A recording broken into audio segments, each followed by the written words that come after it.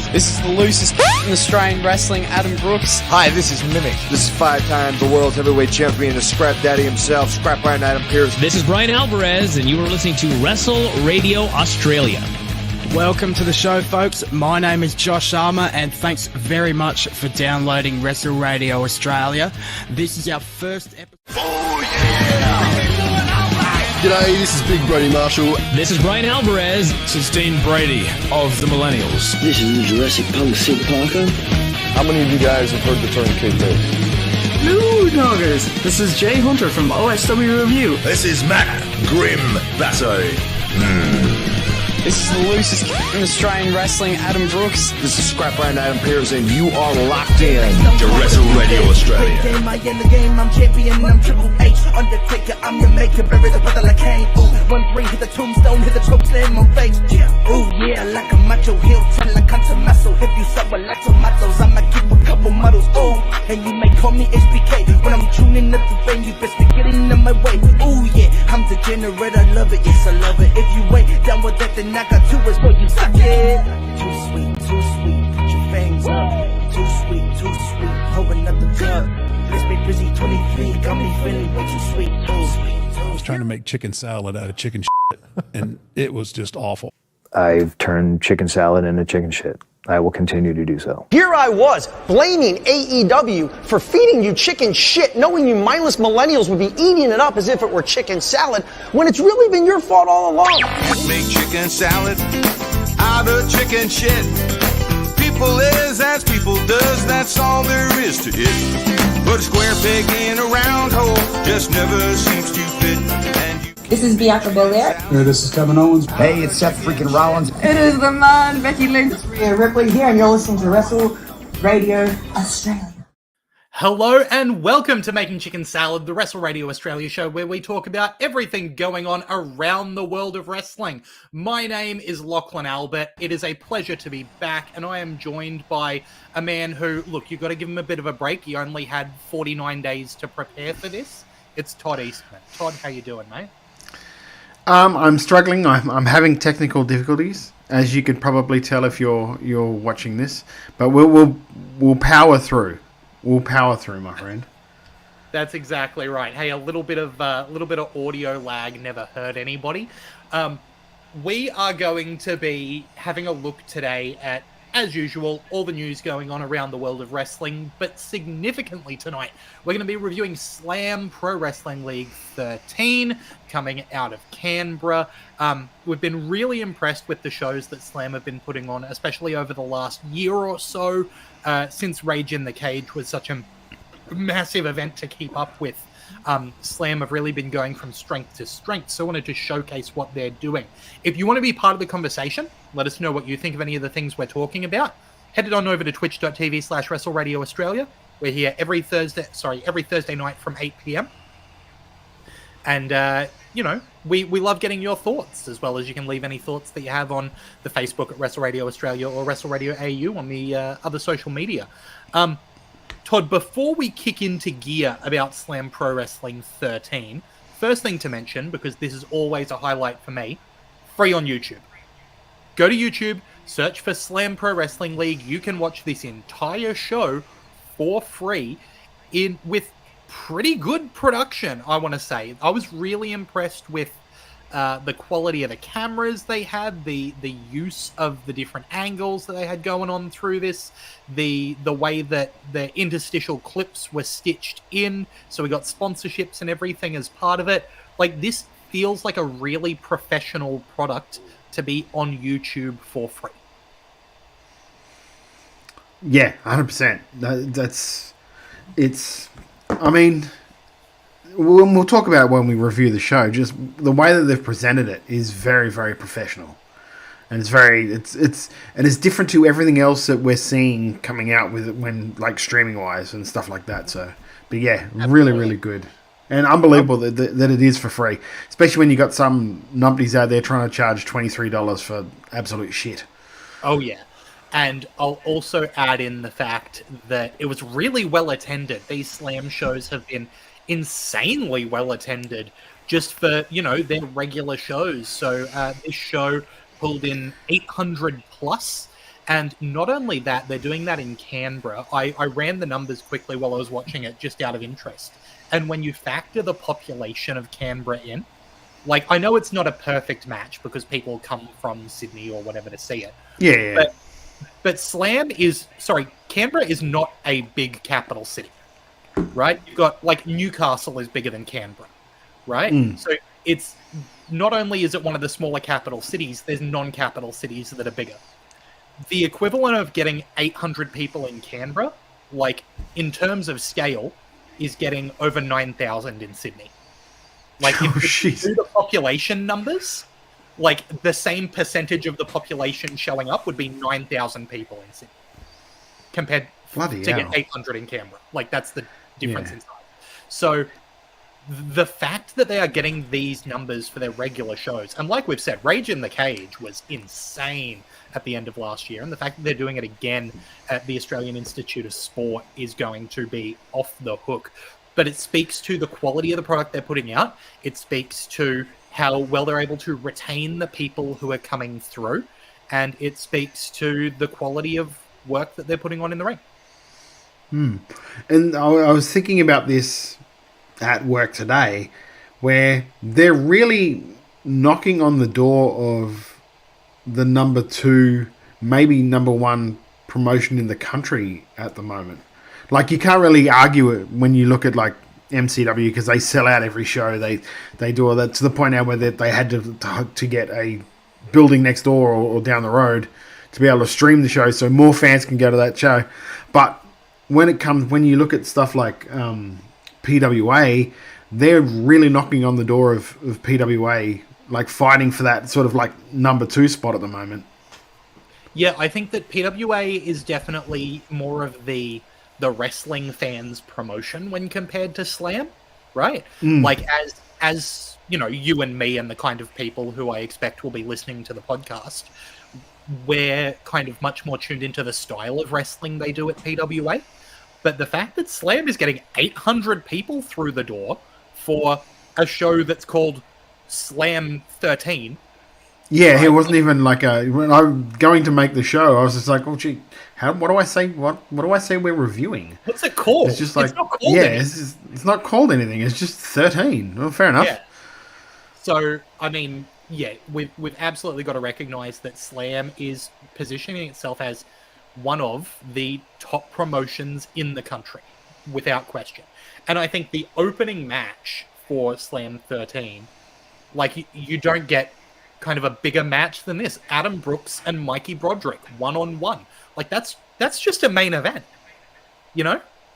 Yeah, 100%. Yeah, it could definitely be a main event, or a semi-main event, in MCW if they were doing it. Yeah, exactly. I think this match was unsurprisingly really, really good, right? You put Brooksy and Broderick in a ring, you're going to get a good match out of it. I think that they did a really good job of using this as a way to get the crowd invested in some fast-paced, high-octane action. Perfect opener. And I really like the bit of business they did here with the booking, where Broderick is obviously a big name in Slam. He was the last Slam champion, held it for a long time, main evented the biggest show in the company's history. And Brooksy, this being his debut in the promotion, gets the win over Broderick. And he does it, you know, without much nonsense, but Broderick's got the excuse of, I was preparing for Slex, so he doesn't lose too much. But then also Broderick gets to be the guy who's complaining, you know, some ridiculous amount of time that he had warning wasn't enough. You know what I mean? What was it, 43 days warning he had? He's like, I only had 43 days to prepare for this guy, which is perfect heel fodder. That's exactly the kind of thing crowds want to go, what a wanker. So I think this was brilliant booking. I think it was a really good match. I don't have much more to say other than I would like to see Adam Brooks and Mikey Broderick wrestle every day of the week. Yeah, this was very much a match to open the show, to show fans that, and I don't know how many are actually new fans because they're getting these numbers fairly regularly, but to show these fans what wrestling is. This is what wrestling is. And the other matches coming up, some will be a bit of entertainment, some will be a bit of bit of the mix of the two. But this is two of the best in the country doing what they do, and this is what you can expect from Slam Pro Wrestling. Yeah, absolutely. Moving on, then, I think, again, like that's, you set the high expectations at the front, and then you use that as an opportunity to let your younger guys showcase what they can do. And that's leading into this second match. We've got Hugh Beauty and Vinnie Bronson. Vinnie is someone who has, had some big showings at Slam in the past, including in Rage in the Cage. He was one of the kind of showcased performers, I would say. And Hugh Beauty, just with what a classic Aussie wrestling character. His name is Hugh Beauty. He's a cricketer. There's your gimmick. He does a big roll into an overhand chop in the corner and then says, "How's that?" to the referee. Classic stuff. Comes out to the Channel 9 Wide World of Sports cricket thing. Exactly. I think that Hugh has some distance to go in terms of in-ring work. I think he was pretty solid, right? Not spectacular, but solid here. I think Vinnie Bronson really has the character down. I don't love that they call him the hooligan because that is already someone else's gimmick. Yeah. But I get the kind of character they're going for with Vinnie. I just wish that character was a bit more uniquely presented, I would say. But I like Vinny's work. I like his character work, especially, having the brass knuckles pulled out by the referee before the match is a really clear way to get the crowd to indicate to the crowd, this guy's going to try and cheat, right? Yeah. The referee knows what's up, and the referee's going to stop him, but he's going to try and cheat. Which, again, when you're introducing people who might not have been to a lot of wrestling before, that's brilliant stuff.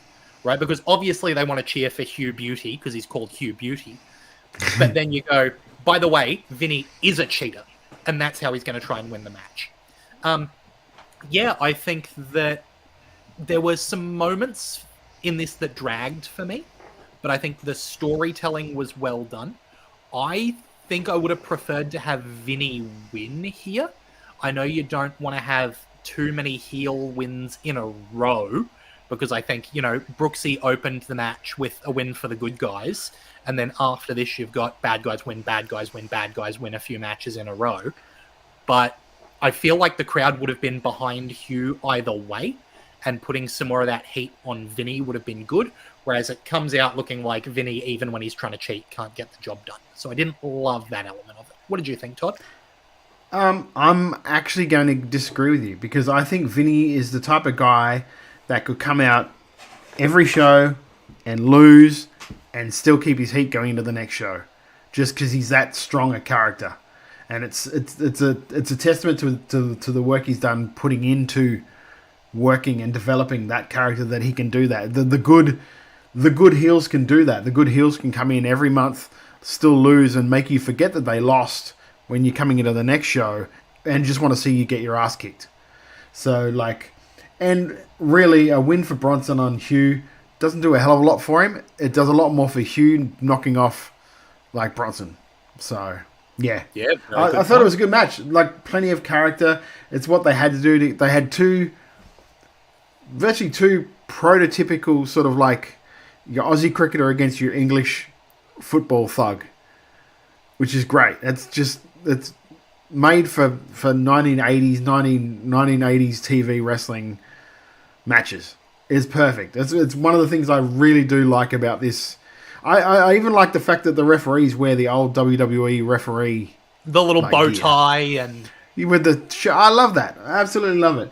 And I noticed, and I don't know if they're doing this on purpose, but all the announcements are sort of in a sort of an American accent. I don't know if that's sort of. Oh, sorry. I know. I complained about it when we went to Rage in the Cage, and I'm going to complain about it now, especially because if the ring announcer is also on commentary and he's doing the ring announcing in an American accent and then doing commentary without an American accent, it's so off-putting to me. Is he the same guy?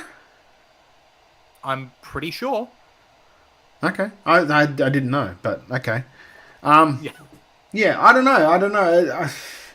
it sort of gets you in that frame of mind of pro wrestling, though, when you hear that American accent. I know it's weird to say because we're an Australian wrestling podcast, but like if you're wanting to watch old school, like American pro wrestling, that's kind of the voice you hear. Do you know what I mean? When the bringing you into it and all that sort of stuff. So I sort of give him a pass on that when it comes to it, just because it gets me in the mood. It gets me in the like, okay, this is what this is.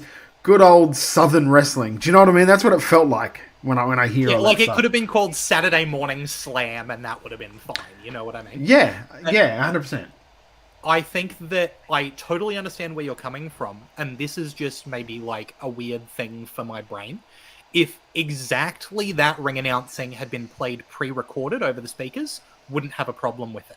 But when the guy's out there doing it live and doing the fake American accent, then it feels... Is it fake, though? If he's a commentator, then it is. But if it's not, then you've just called him an American a fake. I mean... If that is his real voice, I will take back everything that I've said. But... yeah, I'm say, like, apparently we do put on voices when we're doing, like, commentating and stuff like that. Because I didn't realise until... actually, it wasn't too long ago. I think it was, like, last week. I was showing one of the guys at work the clip of me talking about Trent having the smallest package in Australian wrestling. And he didn't realise that was me. Right. That was my voice. And so I was like, that's me. He goes... no. Yeah, he goes, wow, your voice sounds different when you commentate. I went, it does? Yeah. Like, oh, okay. It's definitely, and like, even when we're doing the podcast, you know, you use your quote-unquote on-stage voice a little bit. So there's a difference between how I sound now and how I will sound in conversation with someone on the street. So, yeah, credit to that. Yeah, and again, ring announcing and commentary are the things that I think extra hard about, the same way that you think extra hard about managing and booking. You know, like those are things that I'm going to be overly critical of, and I think it's more of just a thing that is not working for me, rather than a thing that doesn't work. And that's fine. Again, flavors of ice cream. The American accent doesn't work for me, and I think it might just be that, you know, I never watched the good old Southern wrestling. I have, you know, no real context for that other than going back and watching clips as an adult. I don't have nostalgia for those, you know, Saturday morning wrestling style events. But I do feel that presentation when you've got, you know, the blue, black, and red ring ropes and the big logo in the middle of the ring. I love Slam's logo. The big cartoony wrestling ring with the red and the blue. I love it. It's very evocative of that cartoony feel they're trying to get across. Yeah. I think the presentation's great. It's the American accent, the one bit that doesn't work for me. I think they've taken a lot of time thinking about their presentation, which is great, because a lot of places just don't. Yeah. And they've done a really good job. And I love the fact, and they're so... I know we're putting them over massive here. They're so smart for the fact that, like, it's very much done like boxing, where every match is sponsored by a sponsor. That's what I was about to say. I love the sponsorships, right? They get it out, and they're getting their money. They're great. I love it. I wish more places they could do that. Yeah, and you're right. We're putting them over massive, but part of that is if more promotions looked like this, I would be happy, right? If we're putting this over because this is something we want to see more of, right? And I'm really enjoying what Slam's doing, and it's free on YouTube, right? So I don't feel like I'm manipulating someone to go and see something that's bad or isn't free on YouTube. I feel like I'm saying this is really good. Everyone can and should go watch it and do that stuff, right? Anyway, moving on to the next match, King Vance coming out over Lucas Fantasia. Again, we've got a very classic gimmick with King Vance here. There's been 1,000,001 kings in wrestling. He's doing the same old thing that every other king in wrestling has done, and I am totally fine with that. I think that enhances it rather than takes away from it, because we know what he's doing. We've seen that character. And that informs it without Vance having to do more to set up who he is, because we've got the expectations for what a king in wrestling is. Lucas Fantasia, I love that character because, like we say, you turn yourself up to 11 and that's the character. And I feel like that's what Lucas Fantasia is doing. My feeling on this match was it felt like this was Lucas Fantasia's opportunity to be the experienced guy in the ring, where I feel when Lucas has been, doing a lot of teaming with Mikey Broderick and EPW, when he's at the school in EPW with the trainers over there, often he's got someone more experienced in the ring with him doing that kind of work. And I think that this might have been an opportunity for him to lead a little bit, even though leading as a face can be more difficult. But King Vance, I think, is a little less experienced than Lucas Fantasia, even though Lucas has only been doing it for a few years. But like I said, when you're a guy who's in the ring with Mikey Broderick every second week, and you've got, trainers like they do over at EPW, the amount of experience that you can gain through that is insane. So he will have that ability, and I think that this match was really sharp, I think is the word I'm going to use. Like, it wasn't a super short match, but it felt like they got in, they did all the things they needed to do to get the story across and have a good match, and then they finished the match and they got out. King Vance won, that puts him over. Lucas doesn't need the win because he's predominantly going to be in EPW rather than here at Slam, I expect. I think this was really a good bit of work. Yeah, the only thing I would pick out of this match was, like, King Vance, good character, strong character, kind of forgets what he's the character when the match starts. Yeah.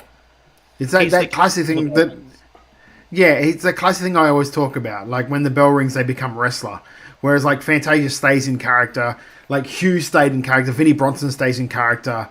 Again, it's probably just a thing of, like we said, experience. Not that experience in it yet, but he'll grow into it, and sure. But that, like, if I'm picking at things, that's really all I would pick about it. Good match. Fantasia did a good job, I think. Like you said, like, he was the more experienced guy, sort of leading the match. But they kept it short, sharp, and shiny, and they did their business, and they got out of there, and no one got hurt. This is probably the best way I could say about it.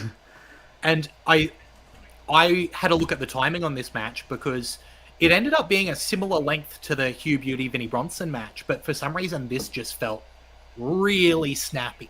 Like, from the end of the Vinnie Bronson match to the bell ringing at the end of this match was like 9 minutes. They got in, they did their business, they got out, but it didn't feel rushed. I was really impressed by that.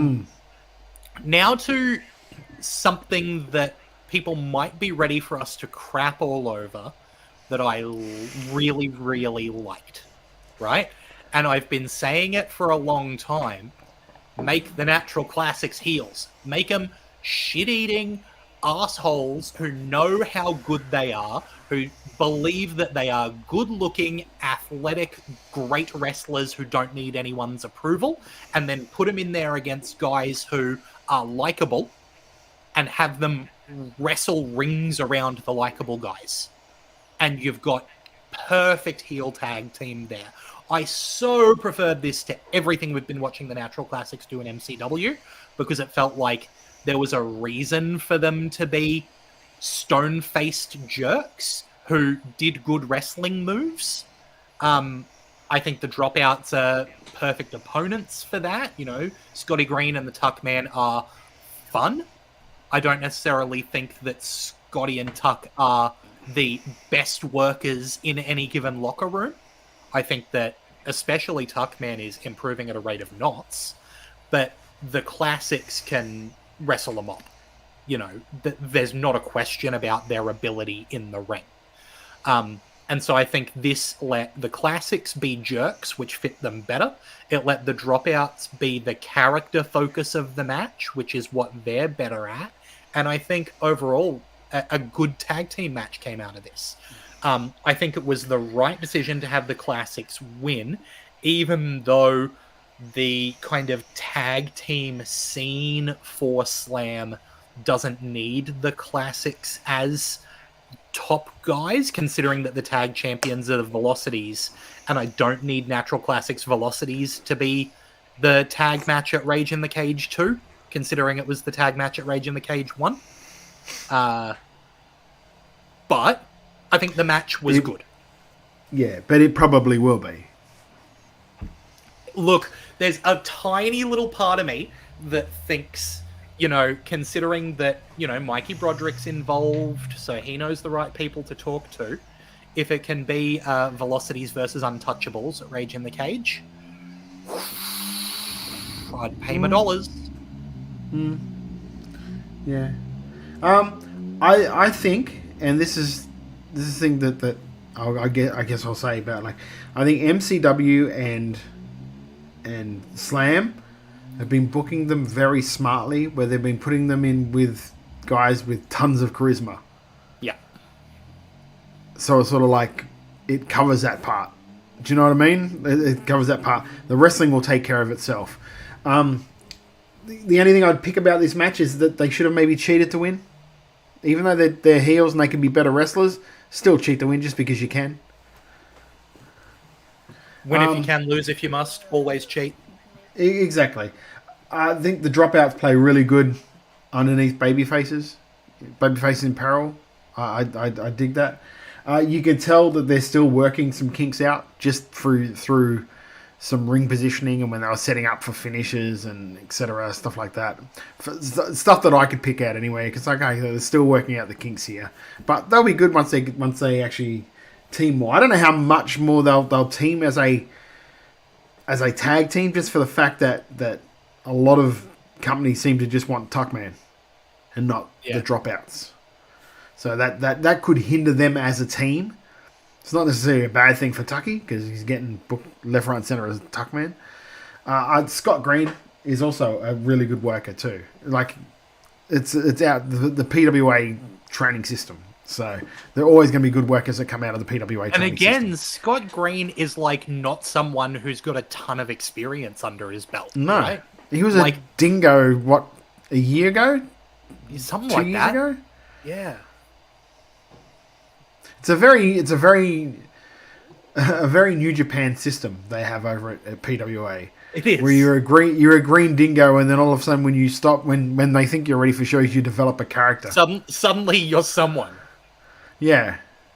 Which is cool. I mean, I don't hate it. It's a proven thing it's worked for New Japan for years. Why wouldn't it work for other feds? Exactly.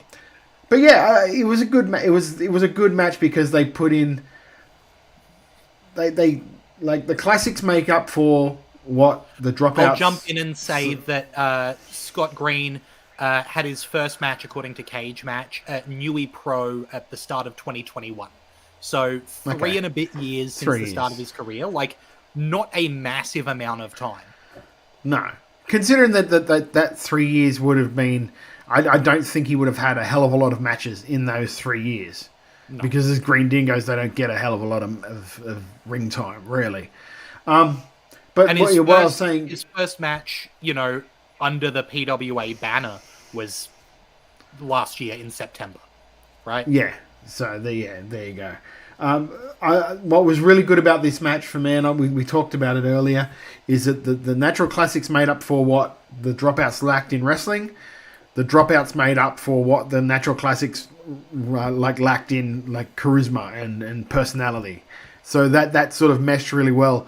I'd like to see maybe in a year this match again and see the difference, see the maturation of Green and Tuckman and how this match could grow into more, because the chemistry is there with those two sort of like polar opposites of characters and teams. But it was really good. Yeah, absolutely. And do you agree that the Natural Classics work better as heels? Because 100%.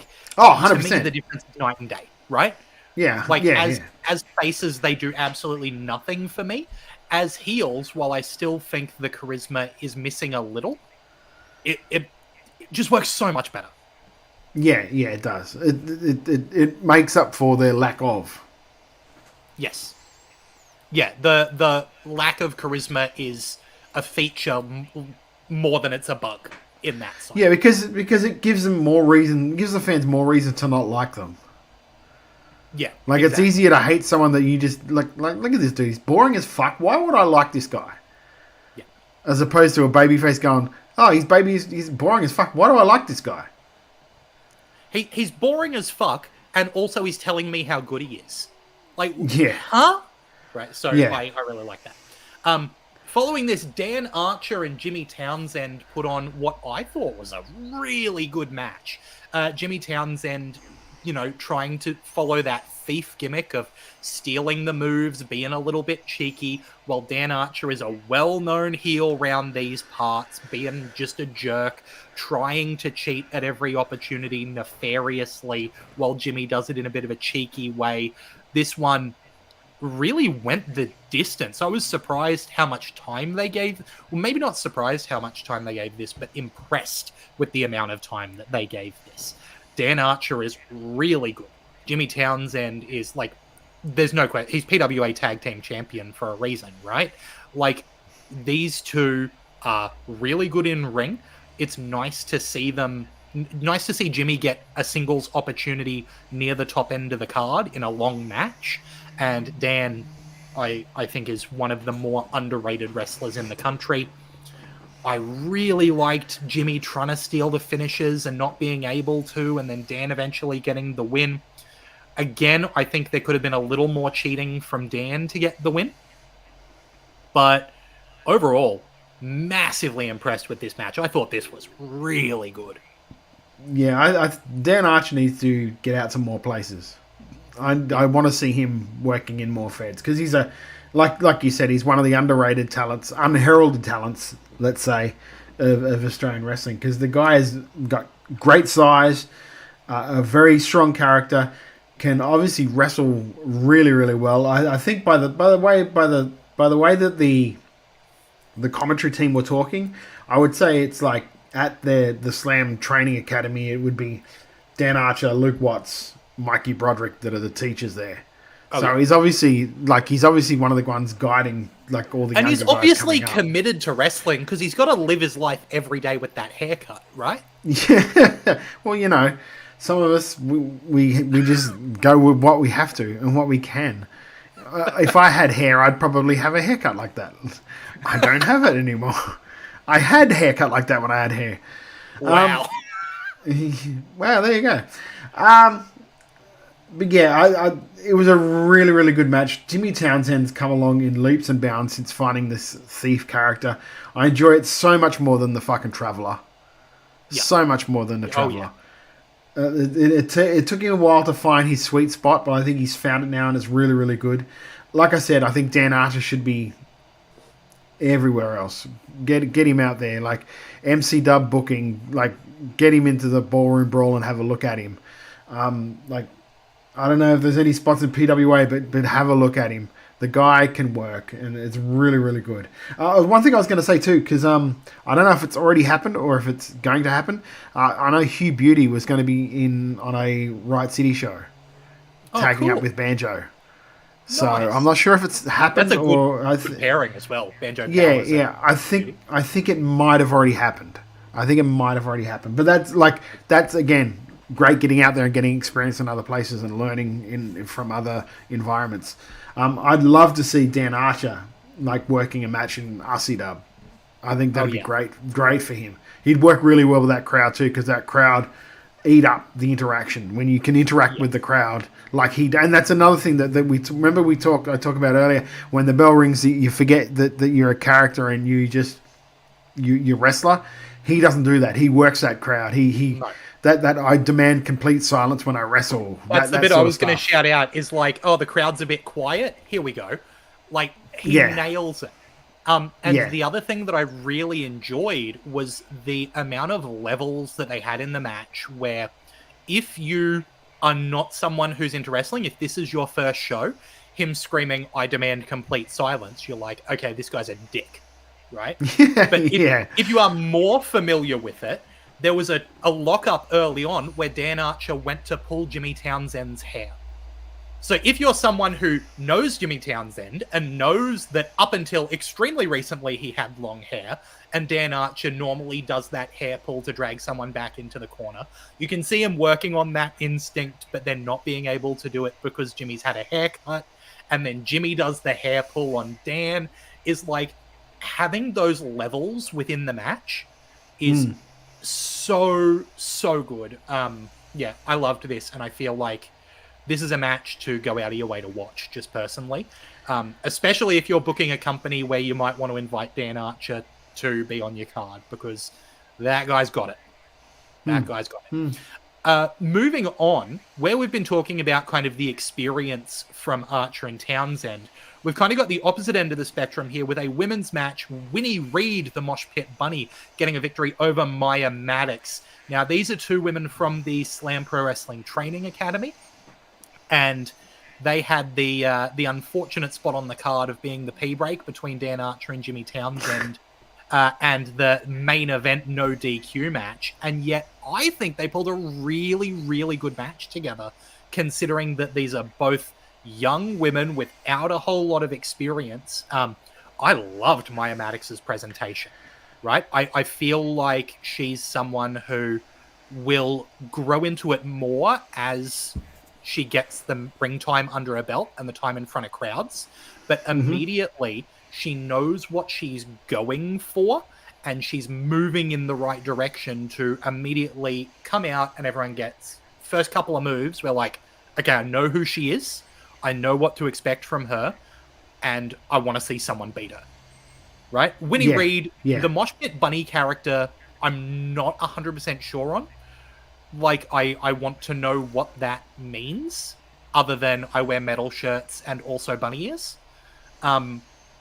But I think the match here was really enjoyable, and it's so good to see young female talent getting a shot on a company's main card and showing that they deserve to be there, even early in their careers. It's the Mosh Pit Bunny. It's very what's her name from WWE? Comes out of the tank. Shotzi Blackheart. There you go. Very Shotzi like, I think. But I dug it, and the crowd like her. The crowd get behind her, which is great. It sounds strange for me to say it. When I see Maya Maddox, I just see this lump of clay that could become a really, really good worker. Like a really, really good worker. Like, I looked at her and I was like, you know what? If she had better gear, it would probably hide how much of a rookie she was. Oh, yeah. Like, that's the thing I was shocked with her, was that, you know, I kind of tried to look up the people in these matches, and, like, they don't have cage match profiles. Like, that's no, well, they wouldn't, because, like, especially, like, I'd heard of, like, Mosh Pit Bunny before. I'd never heard of Maya Maddox. So I would not be shocked at all if that was her debut match. I believe she's worked on the, I believe that's her debut from main card, right? Like, she's had the training shows. Yep. But as far as I know, that's the debut in a proper show. Yeah, both of these girls I see so much potential in. Like, Maya Maddox especially more, but that was probably because, like I said, she was just in, like, generic gear. So you can see that there's so much more room she can grow from that. Whereas, like, Mosh Pit Bunny's pretty much already a fully formed character. As far as I can work out, this was Maya Maddox's 5th match. And 4 of those matches were against Winnie Reed, Mosh Pit Bunny. Oh, okay. So they've had a fair bit of experience with each other. How's she done? Has she actually ever won a match? She won one of them. Okay, well, there you go. 2 of them. There you go. So it's like 3 and 2. That's all right. We've got a series. If this was a best of 7, we're still going, bro. I'll confirm that this is the first show that Maya Maddox has been on that wasn't an Academy Showcase show. Okay. Yeah. I see a lot of potential in her. Like, a lot of potential in her. Like, watching that match, I was just like, wow, she's got something. She's got something. It's going to be very interesting to see it develop. It would not surprise me in 5 years to have her be one of those people that we're talking about as like, these are the women that you've got to watch matches of, Maya Maddox, or whatever her name is at that time. Do you know what? And it's going to sound, I don't know if it's going to sound sexist or not, but it's going to be even less time than that, because you tend to see girls getting fast tracked because there's just not as many of them as there are of guys in wrestling. So like, if they have something and they show that sign of it, the companies will really like hone in on that. Let's just have a look at what's happened with Delta. They saw it, and then they like companies honed in on and worked with her well and booked her right. And if they see it, and if they can see a spot where she can excel, like the world's at her feet if she wants to work hard. And that's the biggest thing. Like Delta works her ass off. And that's why she's gotten where she is. Like, if you want to work hard, especially for the girls, the opportunity is there because there's not as many of them. Yes. Yeah. But the potential for both of the women in this match, I think, is huge. I think that they did a really good job with their spot on the card here. I'm really excited to see where they go in the future. I know that Winnie Reed, Mosh Pit Bunny, gets a title match against Kingsley out of this. I don't expect to see Kingsley dropping that title because they'll want to have her in a showcase at Rage in the Cage too. But, you know, again, good experience for Winnie to be able to go against someone with more of that experience. And I think we've got two strong future potentials here. Yeah, if this was a P-break match, there were a lot of people that were disappointed they didn't get to go to the toilet. So, oh yeah, and I did say that jokingly, to be clear, because I thought this was really solid. And you know, that's what I meant by it is I hope that people didn't disregard it as the break between matches, because it really was a good showcase of young talent. But the main event, boy. Slam heavyweight title on the line, no disqualification. Luke Watts defending against Tommy Knight, and we love Tommy Knight. I'm saying we. I know I love Tommy Knight. Last year, Tommy Knight was our Australian Wrestler of the Year. Big Tommy Knight support here, and the way Slam let him look like a fucking monster is unreal. Like, I love this presentation of Tommy Knight because he's able to feel as powerful as he should feel. The way that this was no disqualification, so he is just, like, throwing barricades into the ring to powerbomb Luke Watts onto, you know? And before that, the element of, oh, you want tables? No, I don't need a table. I'm just going to mess him up. I love this presentation of Tommy Knight. Luke Watts really getting and we're talking about how this show felt like kind of old school American Southern wrestling. Luke Watts is the Hulk Hogan of this promotion right now. And this was a classic Hulk Hogan defeats the giant monster threat, right? That was exactly the match that got put together, and it came out beautifully. I want to mention towards the end of the match that I think a moment that shows how good these two guys are is that Tommy put Luke onto a table and the table collapsed. And then they continued with the match into a finish using the table that looked like it was the planned finish all along. So I have no idea why Luke was getting put on that table. And so what it ended up feeling like is Tommy was going to try something, table fell down, Tommy adjusted his plans in order to keep the punishment going on Luke. It didn't feel like a spot fell apart, so they had to work around it. That was just something I noticed, was like the table fell down. I'm like, oh, how are they going to get around this? And then it almost played out like the table was planned to not be set up properly, because they had this finishing sequence or not the finishing sequence, but it played out perfectly from then on.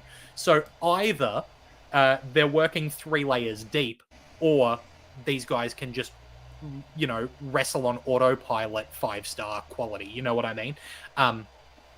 Cannot say enough good things about Tommy Knight.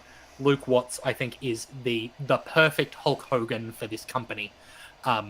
Just to be that classic, insanely tanned, bleach blonde babyface who kicks out of everything. What did you think of the main event, Todd? Yeah, like he almost looks like a heel. Like Luke Watts. He almost looks like a heel. Like I love this version of Tommy Knight is the version of Tommy Knight that should always be there in every federation, in anywhere he walks. Angry, animalistic, big fucking heel Tommy Knight is my favorite Tommy Knight. Like I know that like personally he's an actual nice guy and he's very likable. I don't want to see that when he's out there wrestling. I just the part where he lost his shit and powerbombed the ref and was like that angry. That's the Tommy I want to see. That's the Tommy. Excuse me. That's the Tommy I always want to see. He's so fucking good. Like that. That was just like yes, be that guy all the time, please.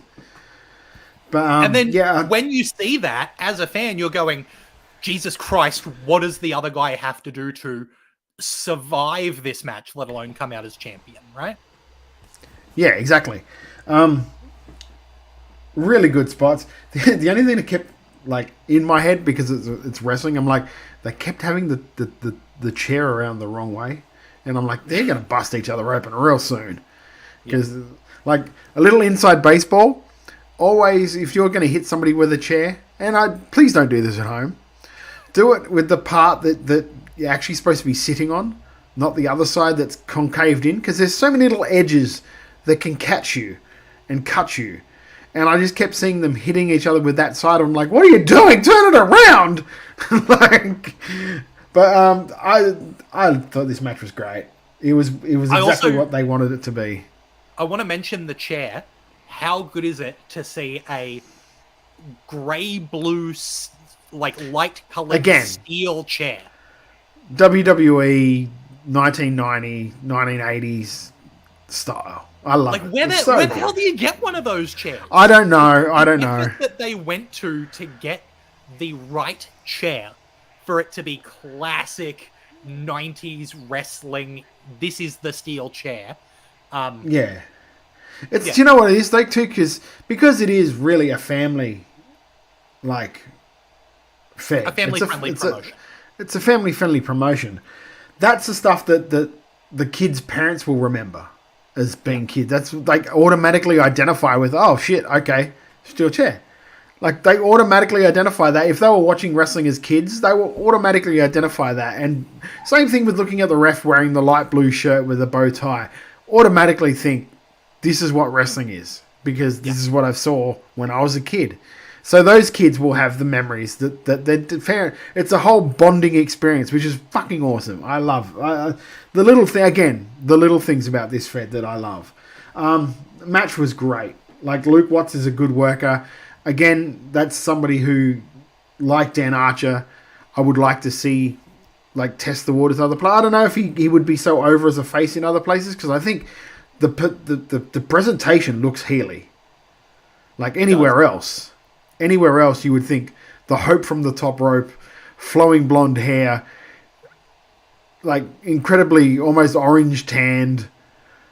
It's so. Do you know what I mean? It's a very heel persona. It's very like Will Ferrell in when he was doing the Ric Flair impersonation in that.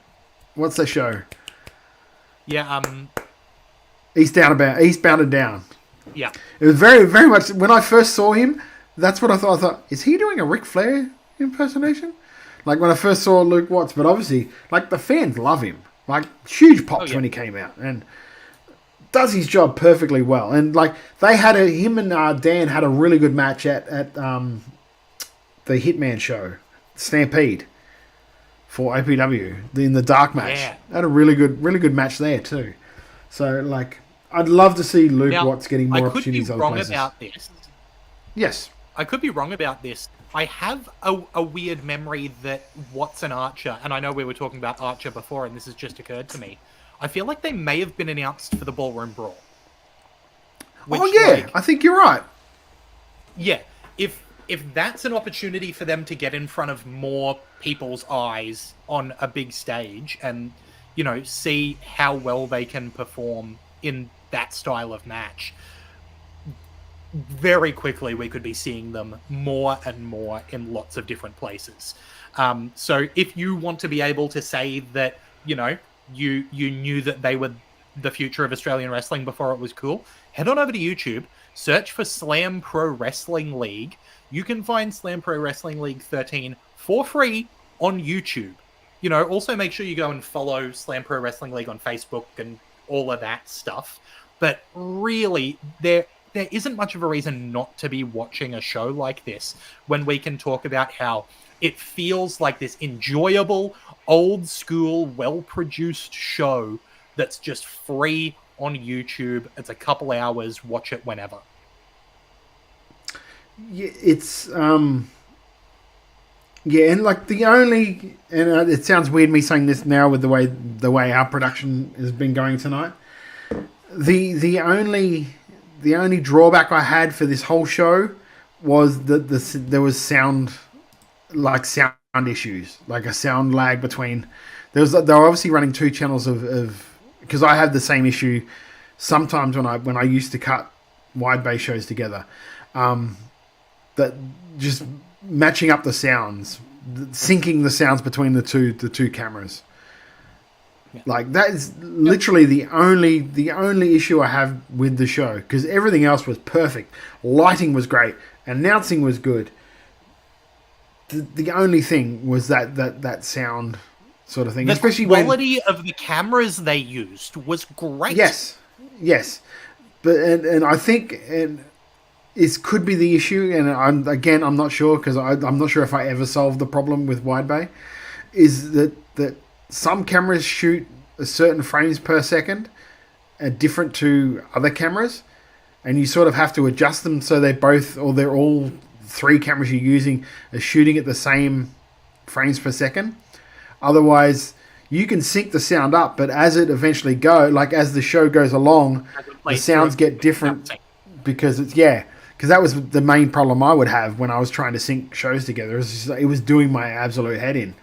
And it's not so much a problem with other sports, because they don't rely on sound as much, like hitting the mat for three, taking those bumps, the bump you hear, like when it's two different, it's kind of, especially when, like I said to you before, I've said on past shows, most of the time when I'm watching these shows, I watch them wearing my earphones, so I can really get a sense of what the crowd's doing and so I hear those things.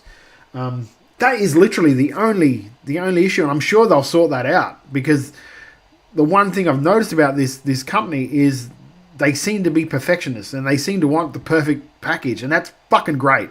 That's exactly what you want. That's what you want to see with any production. It doesn't matter what business, but especially in Australian wrestling, when you know how hard ass I am about people wanting, if you're going to do it, let's do it right. And that's what I fucking love about that Slam. It's a great promotion. It's a great, easily watchable promotion. That show went for, I think it was an hour 44 was the runtime for that show. That's shorter than a bloody Dynamite and half the time of a Raw. So I mean, get around it, and you're gonna be entertained. It's a really good show. I rap it highly.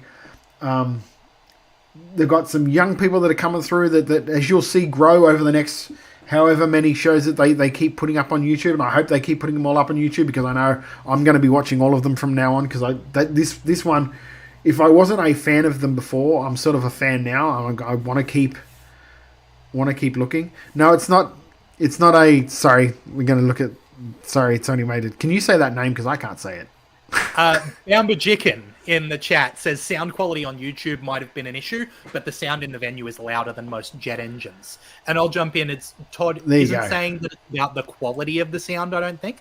It's literally just how the audio track syncs with the video track. And over time, it gets out of sync. So the audio is not matching the video timing wise. See, for me anyway, when I'm syncing or when I'm cutting a show together, you have three different cameras, right? And all three cameras all have microphones. So they all pick up the sound from the ring. So sometimes you've got to pick on which camera you want to use as the sound, because some cameras won't pick up the crowd properly. Like say your hard cam won't pick up the crowd properly, so you go for your ringside cam. But there's other issues there. But so if you leave more than one track going, then you got to hope that both of those cameras are synced together. So when somebody takes a bump, you're going to hear it at the same time that the actual guy hits the mat.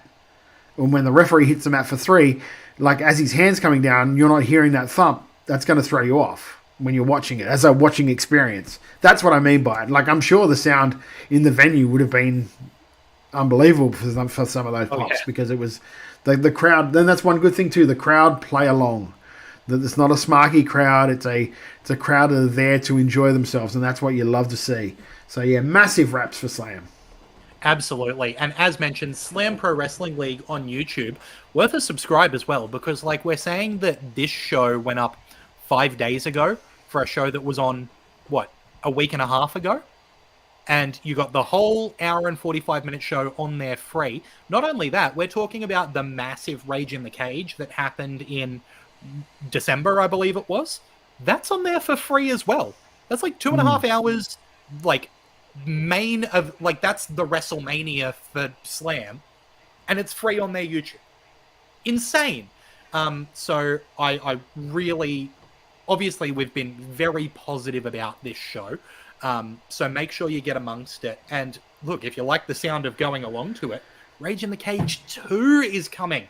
It's at the AIS Arena at the Australian Institute of Sport in Canberra on November 2nd. Once again, it's going to have the Slam Heavyweight Championship defended in a steel cage as the main event, as well as a $10,000 20-person invitational over-the-top rope battle royale. Tickets on sale on the 10th of June from 9 a.m. at slamprotix.com.au. That's slamprotix.com.au to get amongst those tickets. Do we want to talk about the other stuff that's going on around Australian wrestling before we go to a break, Todd? Yeah, let's do that, mate. We'll cover all Aussie and then we'll go to the break and come back with the other beautiful gimmicks. Because I mean, the big thing is the Ballroom Brawl is coming up, right?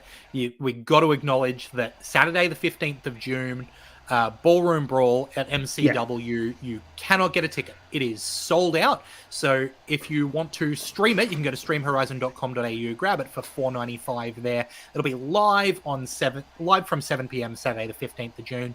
So far, we've got that Ballroom Brawl match, the Rumble style match, where the winner will get a chance at the MCW Heavyweight Championship.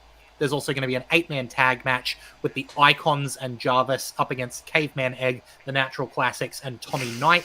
The MCW Inter-Commonwealth title is going to be on the line with Delta defending against Robbie Thorpe. And the MCW Women's title is going to be on the line with Erica Reed defending against Cherry Stevens.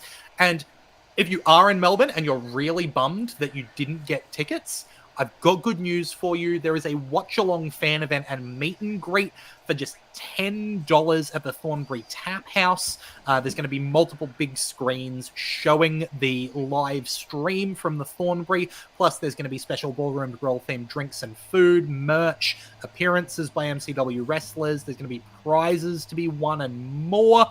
If you've got a ticket to Ballroom Brawl, you're going to get free pre-show and post-show access to that.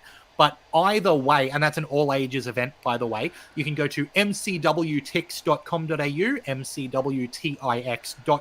mcwtix.com.au, and get a hold of tickets for that one. As Tim Wilkes says, Thorpe versus Delta will be huge.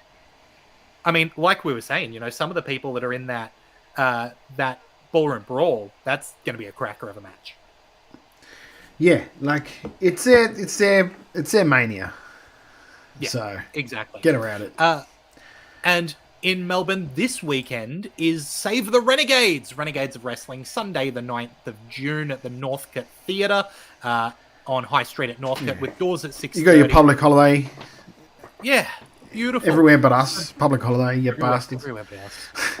That's got Chanel Phoenix versus Katie Lux. It's got Tyson Reed versus Sam Yanis. It's got Gore, his open challenge answered by Jake Taylor. It's got Crackerjack in a grudge match against Anth Carver. The ROW Tag Team Championships are going to be on the line. The Ambush defending against JXT and Funtime Phil. Lockie Hendricks is going to have his coronation. We've got the Renegades of Wrestling Women's Championship on the line. Aisha defending against Tali. And the Renegades of Wrestling Championship in a TLC match. Here, it's and an Egg once more. Emin Osman defending that title against Caveman Ugg. Should be stacked. If you want info, renegadesofwrestling.com. That'll get you there. I also mentioned that, MCW Ballroom Brawl is going to be on Stream Horizon. If you want to test out that platform now without dropping any dosh, head on over to streamhorizon.com.au. Check out Bret Hart's Australian Stampede. Check out Mickey James Presents Her, both shows that were on in April as part of StarCast. They're on there for free. We were there. You'll hear me yelling. Cracking stuff to be able to get access to for free. I am so impressed with the way that Australian wrestling is looking at the moment, Todd. Mm-hmm. Yeah. It's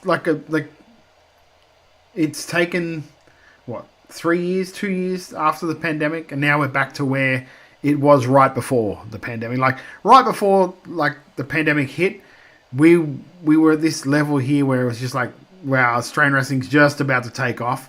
And I think we're at that level again. Again, it's always because of, as goes WWE, as goes the world. When WWE is strong, when WWE is hot, luckily it bleeds onto the independent scene, and that's what it's doing for Australian wrestling, which is awesome.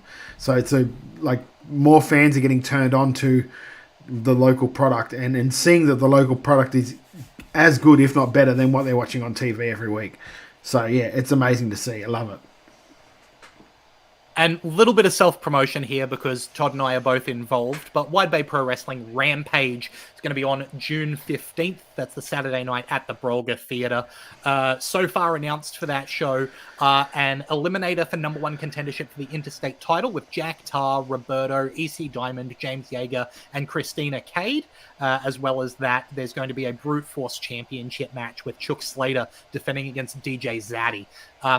As well as that, we've got on the poster Renegade holding that interstate championship, which I am insisting is one of the most exciting title reigns going on in the country right now. Every damn match that guy puts on for that belt has been a banger. So make sure you don't miss that one either. Once again, that's the 15th of this month at Wide Bay Pro. Speaking of not missing, make sure you subscribe to Wrestle Radio Australia. You can do it at twitch.tv/WrestleRadioAU. Hit the follow button, get notified when we go live at Wrestle Radio AU on all the socials, all of that good stuff, so that you can keep up to date with what's going on in Australian wrestling. As well as that, we talk about what's going on around the world of wrestling. So we're going to keep you informed about all of that when we come back right after this.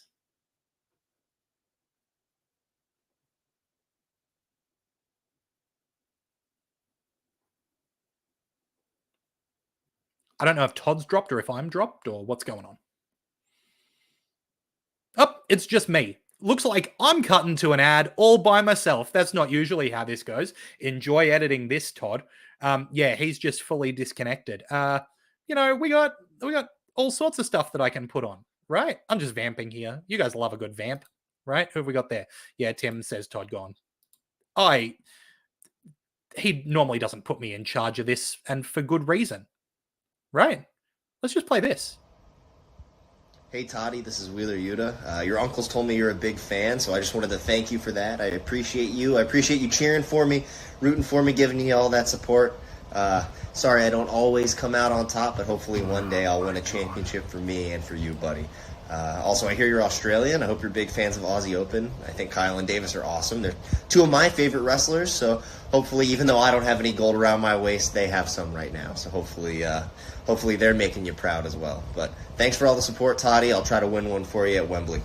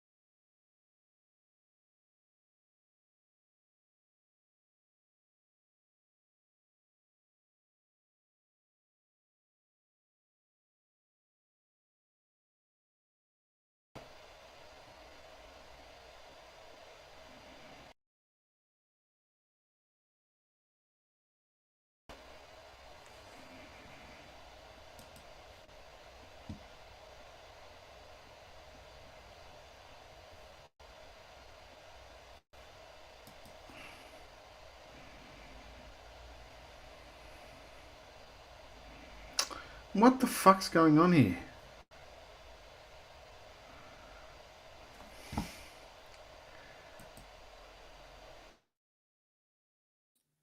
Todd's got to edit this now, poor bloke. And he has disappeared again. Look, you know what? Maybe I take this opportunity to do a views from the Albert. Right? Like, this is... let me get some receipts open so I can have a bit of a ramble. And Todd will have to cut this from the podcast because normally I don't... I mean, we all know how I play heel sometimes, right? But normally I am fairly down the middle, and when I do play heel, it's a bit joking, you know, doing the Cody's a heel stuff and nonsense, which I still insist is true. He's presenting himself as a heel. He's not acting like a heel.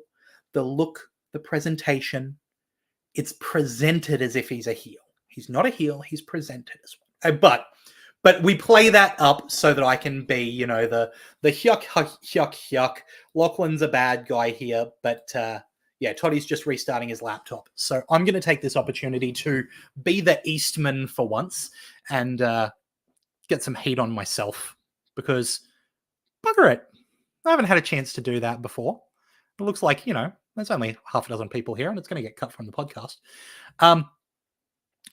There was a post on Instagram from 5-Star Flash. I'm going to read it out. No commentary. This is just what 5-Star Flash posted on Instagram. I'm done with one stooge because he's not worth my time. He acts like the shark Andrew Carter, and I don't need that shit in my life again. I didn't give two shits about you before, and I still don't now. I never watched your shit-ass podcast before until someone told me this guy talking shit about you. I'm over it, and no one watches your shit anyways. Talk shit out of ass, do what you want, I'm done. People have told me you're a cunt, so I'm done. You're not worth it no more. I know what needs to be done with my company and me. You want change? Let me show you change. So that is me through the what little grammar is there, reading out what was posted by 5-Star Flash on Instagram about a week ago. Now, I can't speak for Todd, right? Tim Wilkes has said carny garbage in the chat, right? And that's a little bit of what's going on here. I think that 5-Star Flash has a company to promote, and he is not an idiot.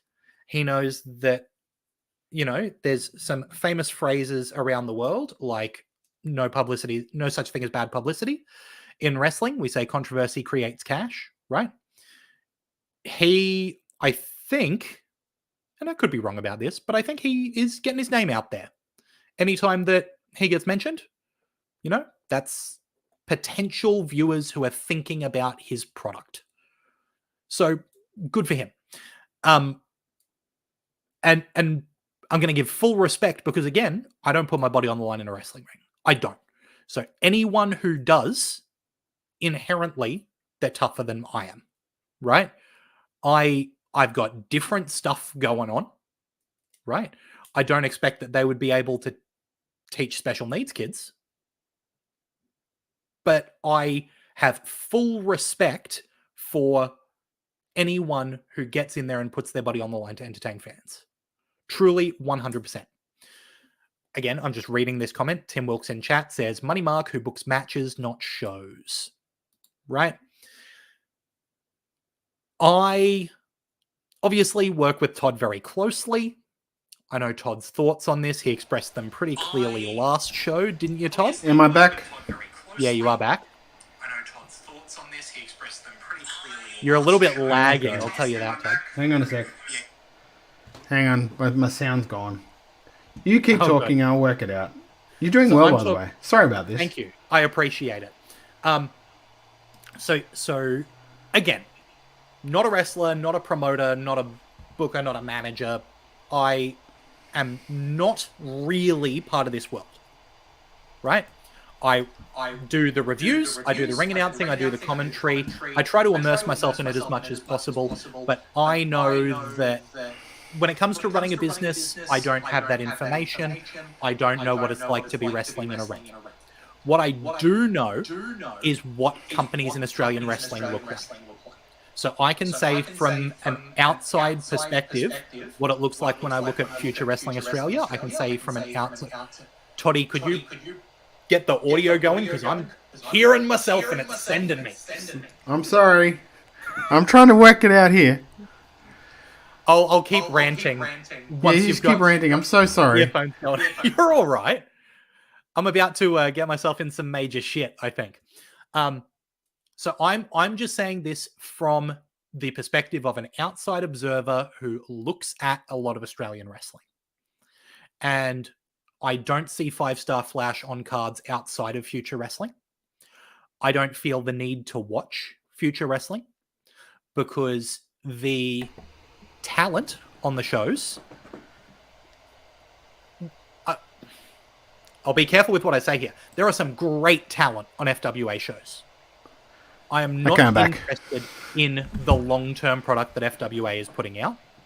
I think there is a lot of wasted talent on those shows, especially with what the attendance looks like.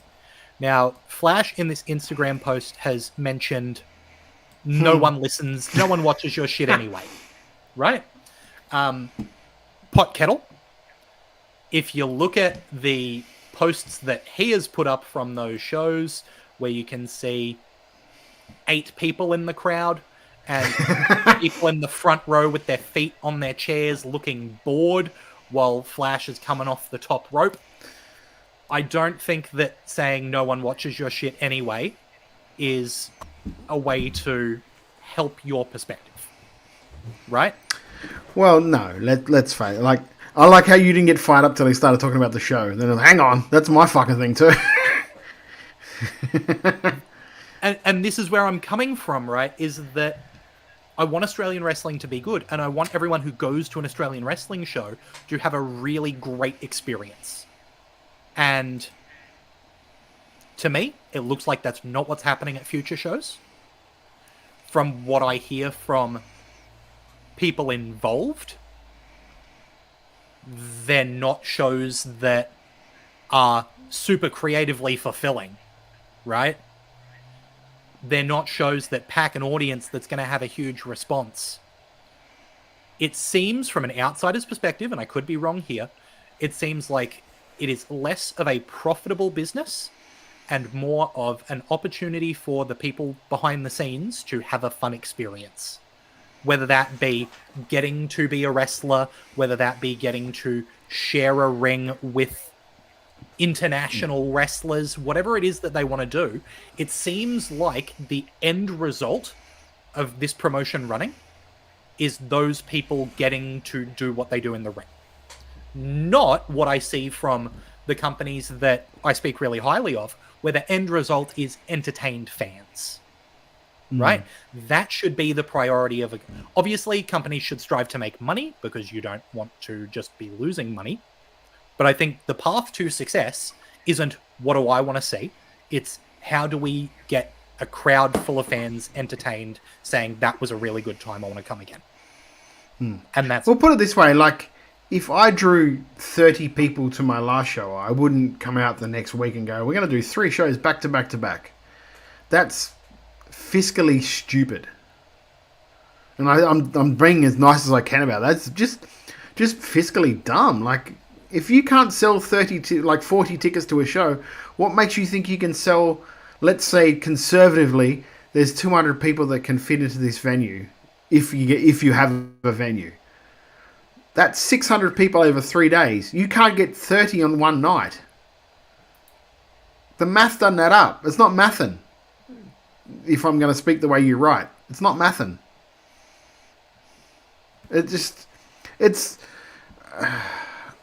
I can't, yeah. Here's kind of where I'm going to land on this, right? I think, and I'm not, trying to put myself over here and say how great I am or anything. I think I have a fairly wide view of Australian wrestling.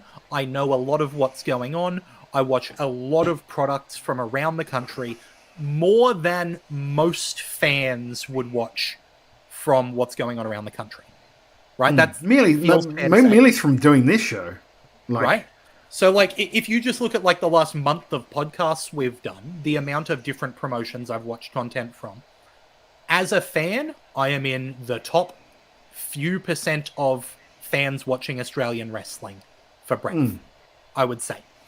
Yeah, you got people like Beck and that the go to all these shows, and Keanu, and they're the ones that are they're the Aussie wrestling fans right there. Yeah. So I'm not going to claim to be above those guys, but I'm in the conversation of people who know a lot about Australian wrestling. I have never seen a 5-star Flash match. I was on a show with him and I've never seen a match. Right? And I think that speaks to the kind of promotions that he is working. And he's not. That's the thing. He's not working any other promotions but his own. And there's a reason for that. Just FWA for the past couple of years, right? Yeah. And before that, I know that he was doing more around the place. Like, I know that he came up to Queensland a few times a decade ago, right? If you want me to think highly of your promotion, and if you want me to think highly of you as a wrestler, the way to do that is to go out of your way to put on shows that entertain fans and put on matches that entertain fans. And I don't think that's what his matches are doing, and I don't think that's what his promotion is doing. And I'm not saying that because I dislike him or his promotion. I'm saying that because I want every experience that a fan can have of Australian wrestling to be positive.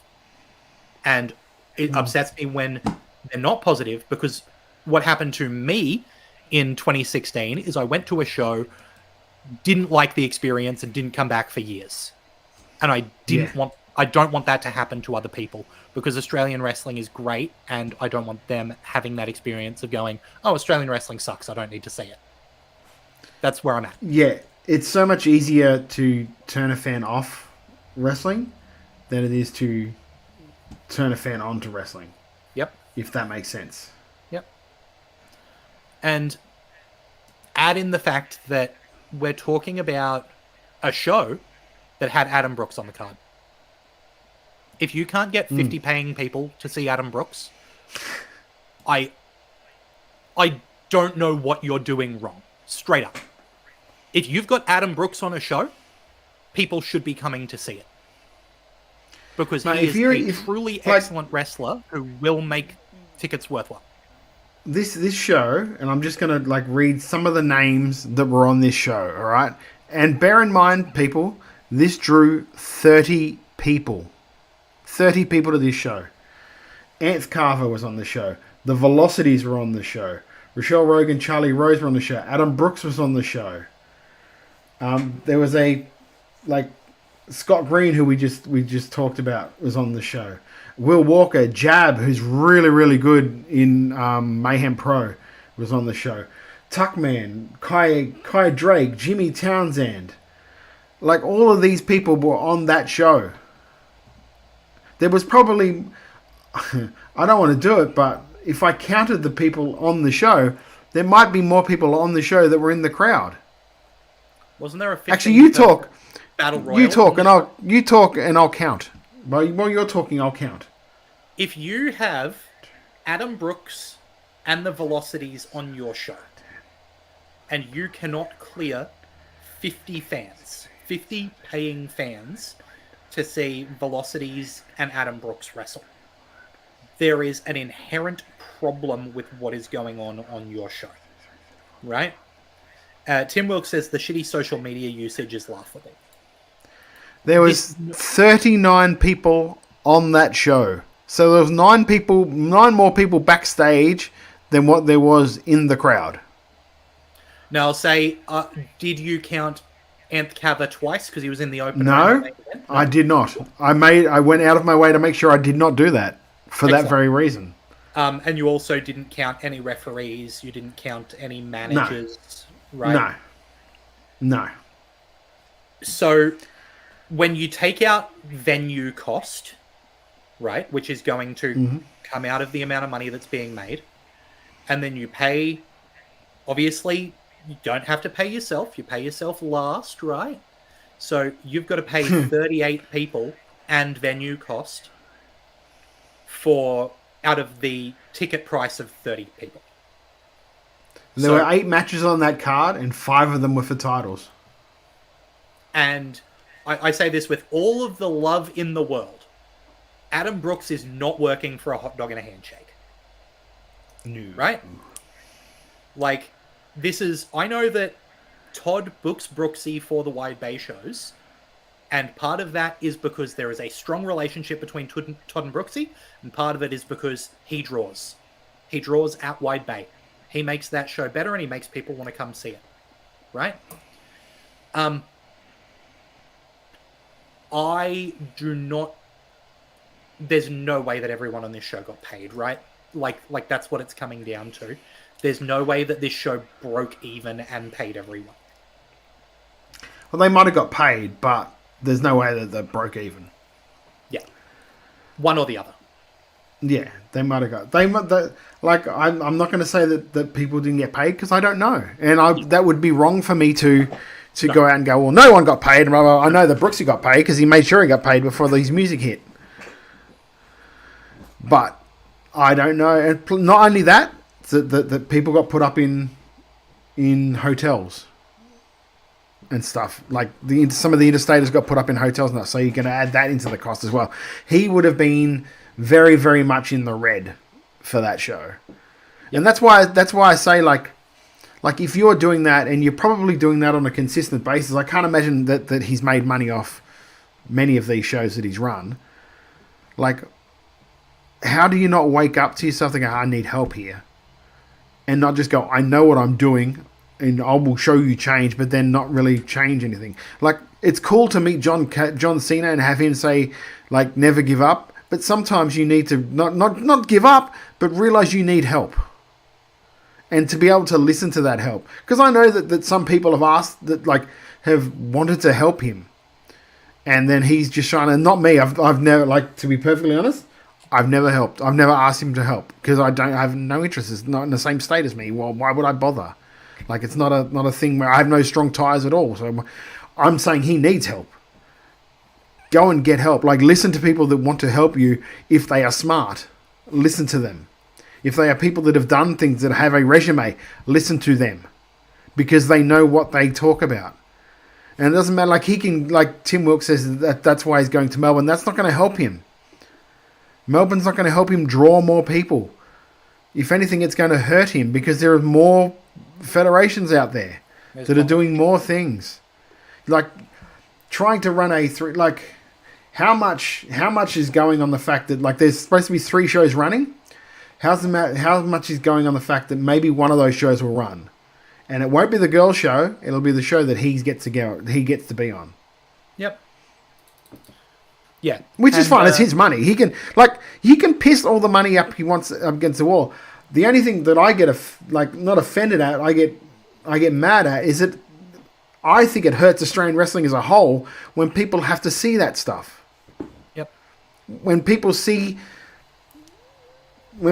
Flash put himself in a position where he's like in the main event and he's gassed 2 seconds into the thing. Like, he got gassed putting on that fucking vest when he was doing his Stone Cold Flash thing. I showed Kate from Fightful that because I just had to, because we were talking the other day. And all I got was, oh dear. I went, yes, this is what I'm dealing with. Yep. So, it's embarrassing. Like, no, and it doesn't have to be. That's the worst part. Like, if you look at his, like, he gets good graphics made. He gets all this other stuff made. He does all the little things, right? He just, I don't know why he's, like, there's an obvious reason why he's not drawing. And if he can't see what that is, then I don't know what to do. And it's not me being an arsehole with my little shitty podcast that nobody listens to. I'm not the reason you're not drawing, brother. I hate to break it to you. I'm not the reason you're not drawing. I want to say as well that there are things that are right? Like, if you look at the girls' show, the people who he's picking tend to be the right people. There are good names on all of these shows. So the problems are not who is on the card, because some of the talent that's coming through are good workers who want that exposure, who want to put on good shows. And I would be much happier, right, if the options are FWA shuts down or FWA changes and gets more people through the door. I want it to be the second one. I don't want Australian wrestling companies to shut down. Straight up. No. And I have no ill will towards Flash. Right? I don't like that he called my podcast shitty. Right? Like, I'm going to be straight about that. Look, I think he's a dickhead. I don't hate him. I don't hate him either way. I don't give a shit about him, really. I give a shit when people hurt the industry I love. That's when I give a shit. I don't care like either way about him. I could give a fuck. I've taken shits that I've worried about more than him, especially after big nights. Anyway, can we move on to something more? Because I finally got my computer working now. So headline is right. We want Australian wrestling to be great. So please don't take this as, especially from me. I am not attacking. I am saying work out what needs to change so that you can put on great shows that fans enjoy. That's what I want. Yeah. Keanu says the postponing hurts his company and the scene, especially the wrestlers. Yeah. Yeah. Honestly, like, if you want to book a show, just don't put yourself on it. Like, yeah. Lachlan will know, I sometimes go out of my way not to be on a show that I'm booking. Mm-hmm. Yep. Like, half the time I'm like, oh, you don't need me out there, you'll be fine. So, because it's easy to control a show from the back. It's just easy to do. And I get it, you want to perform and all of that stuff, but then you need to be able to have a 4,000-foot view of what you are as a worker and know your capabilities and know your limitations. And work to those for the betterment of the show, not just because you want to be on the show. Because at the end of the day, that's what it's about. It's about an ass every seat. And if you're not putting an ass in every seat, there's probably a reason for it. You need to look at what that reason is. And it's not all these other people you have on the show, because they're really fucking good. Velocities are really fucking good. Adam Brooks is really fucking good. Tuckman, one of the most popular workers in the country at the moment. It's not them, brother. I hate to break it to you. And people aren't coming out to see Stone Cold because they saw him 20 years ago. Right. That's me being nice. Yes, please. All right. And for something positive, I did forget to mention in the last segment, so I'll bring it up again. Mayhem is going to be on Channel 10 regionally. So that's exciting. I saw that. I saw that. They've actually put up their latest, I think it's the Academy show, is up on YouTube. Good stuff. So that's the competition in Melbourne. Yes. There you go. Alrighty. Ready? Yeah, because I was thinking that I might do a watch along on Sunday of the Mayhem show. Oh, nice. During the day sometime. My Sunday showcase thing that I do every now and then when I'm bored. It's my birthday weekend, so I might sit down and watch some wrestling for it. So yeah, keep your eyes glued. I might be up there. So maybe more people can watch. 88, everyone. I know. Maybe someone can come and watch my shitty podcast again. Anyway. Alrighty. So all of that stuff isn't going to be on the show, or what am I cutting in and cutting out? Just so I know, because I was gone. Well, that's what the clap is supposed to be for. That's so that you get an audio spike. So did you go to the ad? Did you play the ad so I know where the cut is? Yeah, I put on. I couldn't find an ad to play, so I put on. It's a fucking. Oh. See, this is why people don't realize that I'm running this fucking thing from the background here. And this is why when you go, oh, Todd's so scattered. No, it's because I'm doing things in the background. Yeah, it's relentless. Yeah. Sorry. No, I just put on Wheeler Yuta. Yeah, I fucking thought you would have. Fucking gee. Hey, let me play this, okay? Because now I'm going to have to go actually do editing. You've made my job harder. Okay, we'll be back in a minute. Yeah, I was the one who broke your fucking laptop, Todd. Yeah. Do you want to be a pro wrestler? Then sign up now to the Relentless School of Pro Wrestling. Located 50 minutes west of Melbourne with a full gym, strength and conditioning coaches, a nutritionist, and world-traveled professional wrestling coaches to help you achieve your goals in professional wrestling business. Whether you want to be a wrestler, a manager, referee, or just involved in the industry, with no tryout required, the Relentless School of Pro Wrestling is here to help you achieve your goals.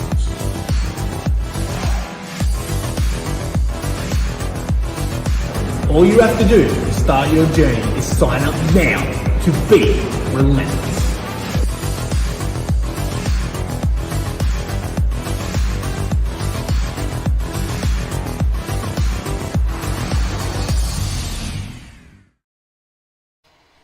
Welcome back to Making Chicken Salad, the Wrestle Radio Australia show where we talk about everything going on around the world of wrestling.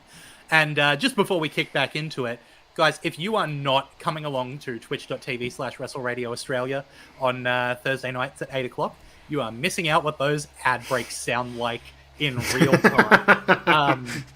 Boy, oh boy. See, I'm going to have to go back and listen to it and go, do I want to keep this in? Maybe I do. Maybe I don't want to keep it in. Yeah. Maybe I want to shit stir because I'm fucking fuck it. We're back on the show. I don't give a shit. I don't give a shit. If he wants to fucking put up posts like vague posts about me and fucking hide it from me, like because apparently he blocked me. I didn't know he blocked me until I looked it up because somebody told me that they posted it. Like if you want to do that, that's cool. But don't think I'm not going to come on here and fucking go back at you. And I'll do it while people can watch. Cool.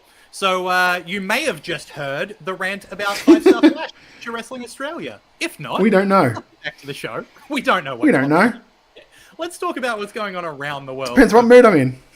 WWE are setting up for Clash at the Castle. We've got a lineup so far with World Heavyweight Champion Damian Priest defending against Drew McIntyre, the WWE Women's Championship on the line when Bayley defends against Piper Niven, the Intercontinental title on the line with Sami Zayn defending against Chad Gable, and not official as yet, but AJ Styles pulling out the salmon jacket move against Cody Rhodes, so potentially a WWE World Heavyweight Championship defense with Cody Rhodes against AJ Styles. We will see. Belter of a card. Obviously, we're expecting at least one match to be added. I would not be surprised to see a couple more added in after, because currently that's 3 confirmed matches and 1 speculated.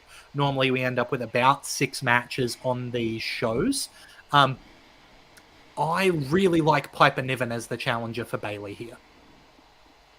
Yeah, it's a good little sort of almost like preview for Nia Jax. Nia Jax, exactly. Do you know what I mean? Right. It gives you that, yeah. It's like, let's prove that Bayley can beat someone who is big and powerful and use that as fuel going into the Nia Jax feud, because we know that she can beat someone in that style, but can she beat Nia, who's the queen of the ring? Like, I think that's really cool. This Intercontinental title feud, if Chad Gable does not win this, what are we doing? Yeah, that's a very good point, sir. That's a very good point. It's just where we're at. If Chad Gable doesn't win here, we've wasted months. That's where we're at. Do you think the idea is, and I'm just throwing this out there, I have no idea do you think the idea is he's going to win it and then Otis might win it off him?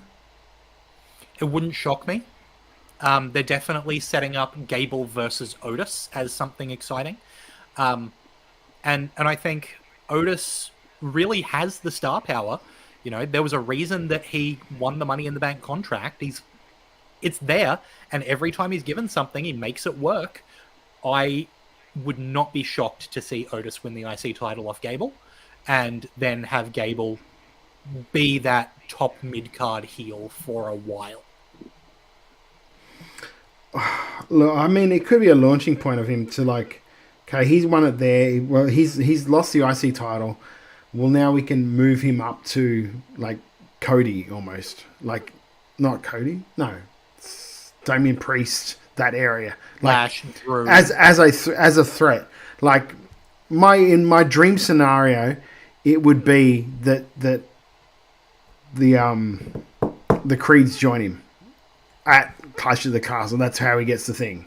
Mm-hmm. Like he gets all of these, gets rid of all these other ones, and then have those guys join him, and then those 3 are busy with Otis Like have what's her name join with the Creeds as well? What's her name?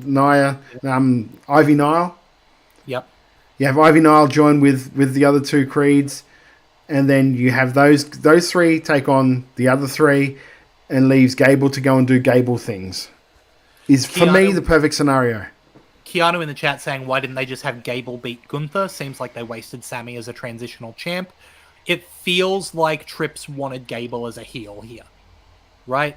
Yes. Gable got the heel build a while ago into a really strong position, and then it always just felt like the rug got pulled out under him. He made himself over as a face.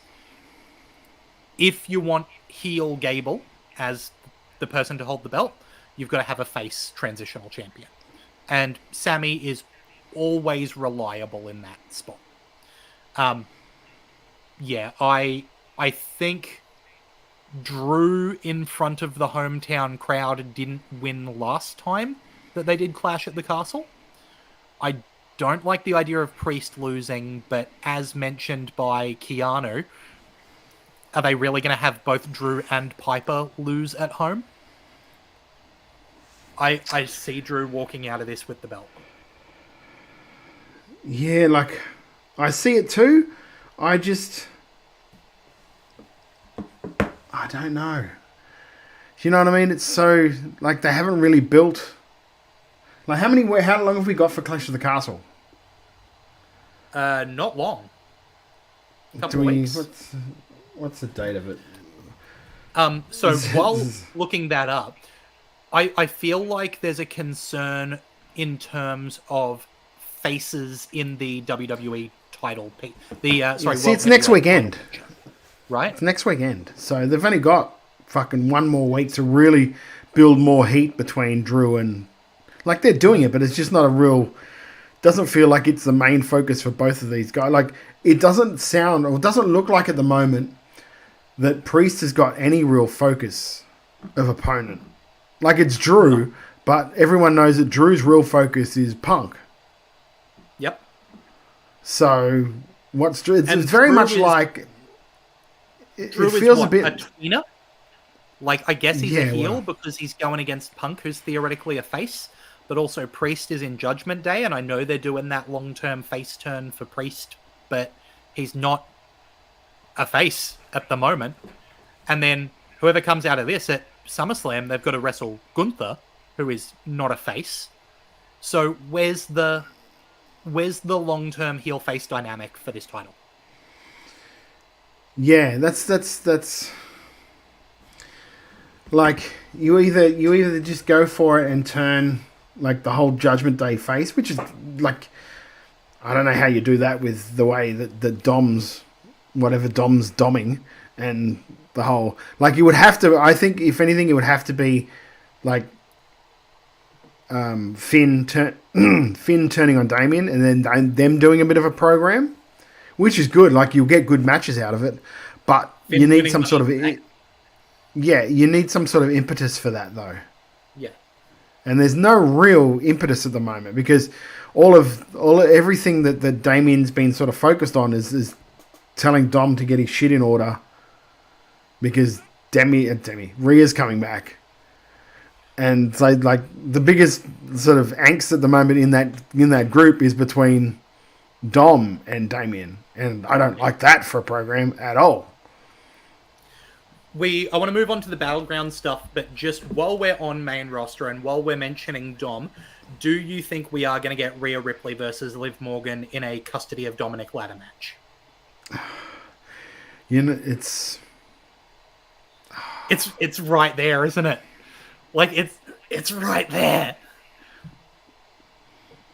Let's talk about. Do you know what it is though too? Is that they could do. I don't know. I don't know how much TNA you ever watched, but did you ever watch the feud with Jay Lethal, Sanjay Dutt over SoCal Val? No. It was when Lethal was doing his Savage, and so SoCal Val was Elizabeth. Yeah, so SoCal Val was his Elizabeth, and they did a whole thing where they I think they got engaged, or they were getting engaged. And Sanjay was his best friend, as he is now on TNA, funnily enough. Yeah. But Interesting. yeah, but Sanjay turned on him because he loved SoCal as well.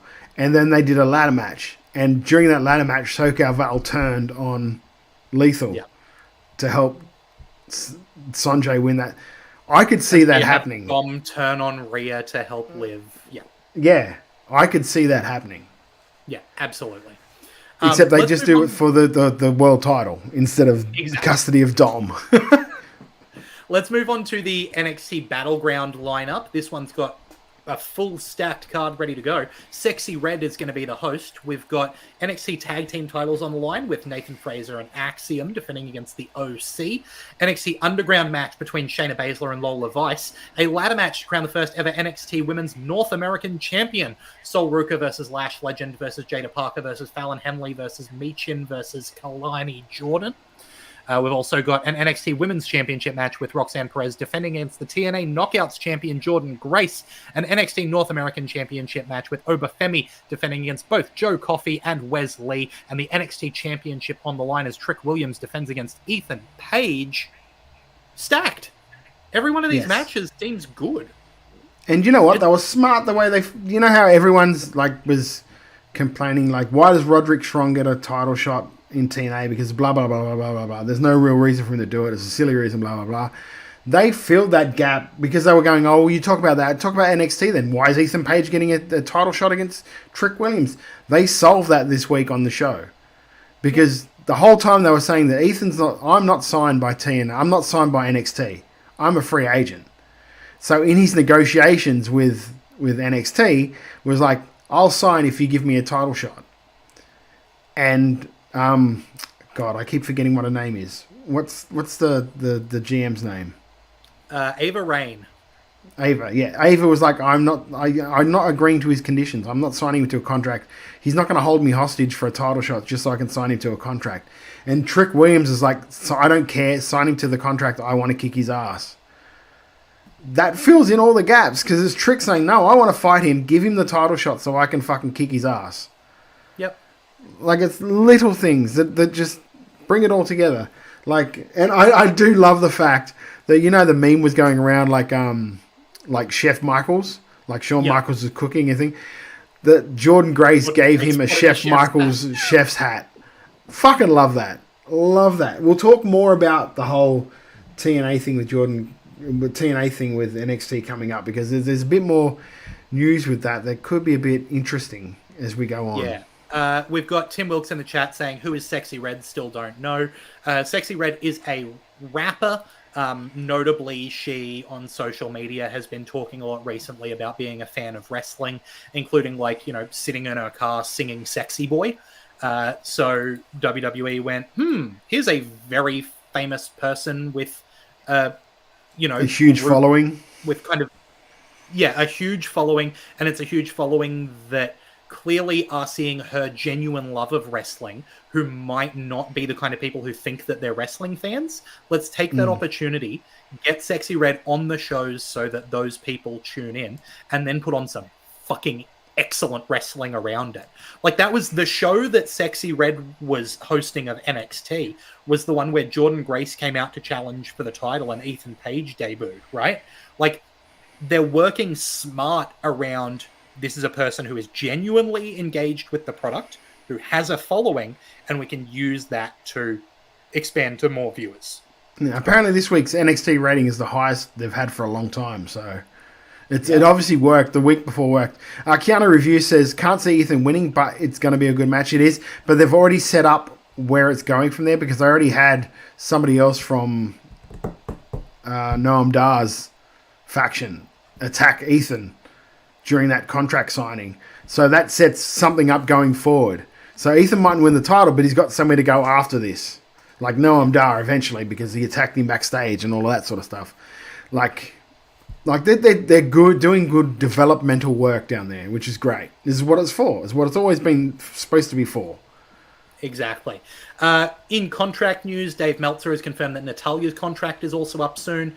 She's been offered a new deal by WWE but hasn't signed it yet. Meanwhile, Fightful is reporting that Chad Gable's WWE contract is set to expire next week unless a new deal is reached, while Ricochet's contract is expected to expire in the summer. WWE is interested in re-signing both of them. All three. See, when we say summer too, that is like now. Australian winter, US summer. Yeah. Look, those are three people who are really reliable workers, right? Natalya, Gable, Ricochet. Of course, WWE wants them. Yes, of course. Surprises. And yeah, I know everyone's talking, and I know Will Ospreay was going on that he wanted Ricochet in AEW and all that. So I kind of think that Ricochet is fairly comfortable where he is. Yeah. Seems it. Yeah, I know everyone's giving this speed thing shit, but I don't think he minds it. I think he feels like that's his baby. And I also think that every year people will go back and watch his old work, right? Was it Dragon Gate where Ricochet was ballistic? Just go watch it, right? Yeah. He's not putting the same thing on his body that those guys are doing. Right? Because if he went back and worked that style again, there's only so many years you can work that style. Straight up. Right? There's a time limit on it. Let's talk AEW updated lineup. And there's no way WWE aren't gonna. Sorry, but there's no way that WWE are gonna let Chad go. I can't imagine they'd be putting him this much TV time behind him, this much publicity behind him, just to let him slip away.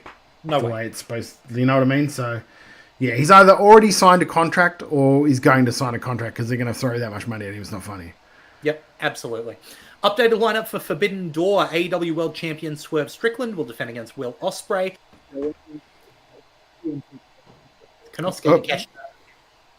Sorry, your microphone went weird there, mate. All right, let's go from the top then. AEW World Champion Swerve Strickland at Forbidden Door will defend against Will Ospreay. The vacant TNT Championship is going to be on the line in a ladder match with Konosuke Takeshita, Mark Briscoe, and someone TBD. We've also got title for title when TBS champion Mercedes Moné takes on New Japan Pro Wrestling Women's Strong champion Stephanie Vaquer, and AEW Women's Championship on the line, Toni Storm defending against Mina Shirakawa. It seems like we've probably got maybe a third of that Forbidden Door card lined up.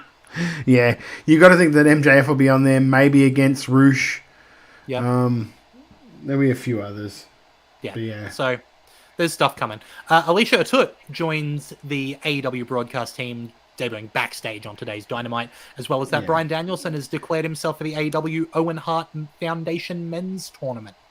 Yeah, Alicia. Well, what's the yearly one? So it's for the foundation. So I'm not going to hate on that. I'm never going to hate on Owen. No. Alicia worked for MLW, or has worked for MLW for the longest time. Finished up in March. She's also, I believe, MJF's partner. So that would be a reason why that she is signed. She's a really good announcer, actually. Yeah, to be fair, and she was actually good when she was doing. She did a little bit of managing there for a little bit at MLW with Richard Holiday, and was really good. She's always been really good, and she is like... she reminds me of a younger, Renee Young, or Renee Paquette.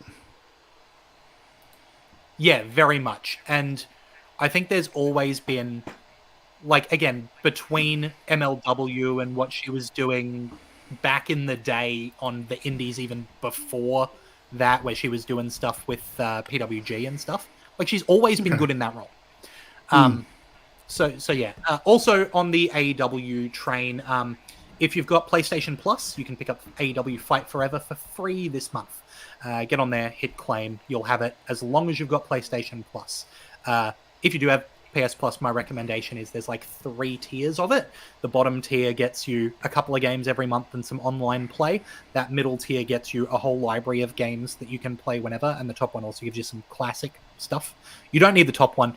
That middle one's really good, but if you want to play AEW Fight Forever, subscribe at the cheapest tier, which you need for multiplayer anyway. Honestly, I just have the cheapest. I don't bother with the other stuff, really. Because all I play is fucking sports games, so it's not really worth it to me.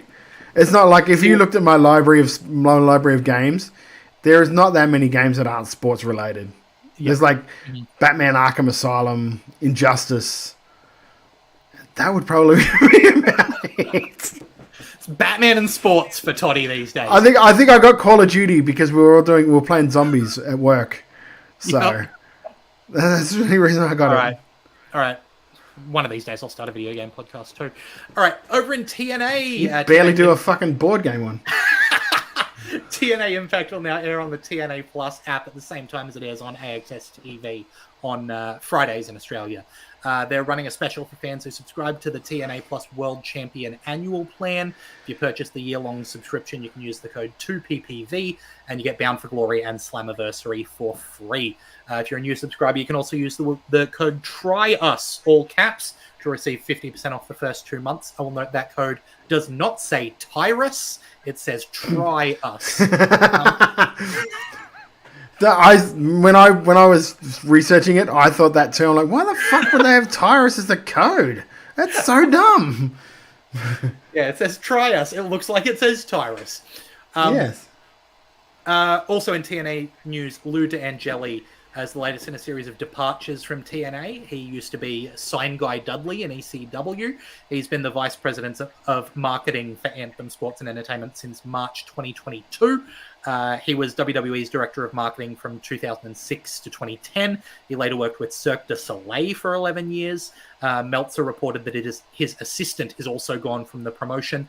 Quote, they have no marketing team, they have no live events team, they have nothing booked after the first weekend of August. Meltzer said on the show. Robert R.D. Evans resigned from the company last week after having been part of the creative team since October 2019. David Sahadi, who'd been the company's head of production for years, was also let go last week. TNA also fired its former president, Scott D'Amore, in February, which we talked about back then.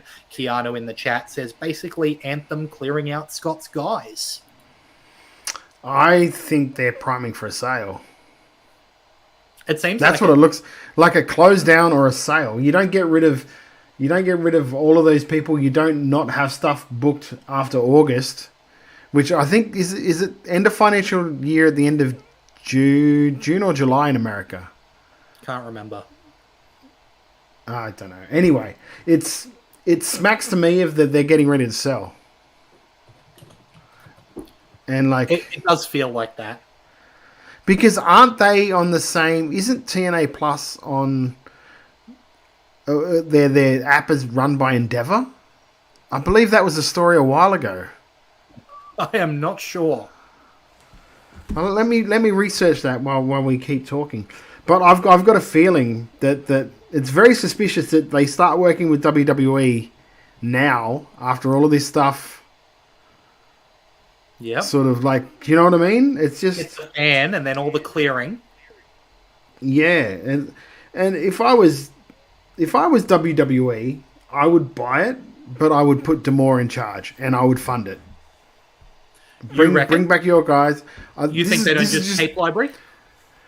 Well, like you can, but then you got all these people that you need spots for. Like, that's a lot of talent, a lot of good talent that's going, and you can't tell me that all they're looking at is Jordan Grace and going, that's good. Especially when you got talent that you could use. You could send talent down there. You could bring talent up. This is just me. And this is exactly what I think. What I've always thought that Tony Khan should have done with Ring of Honor. Put someone else in charge. Run that as a separate business. Don't be in competition with us. We'll work together. But you run that, we'll run this. You're not really hurting anyone over, like...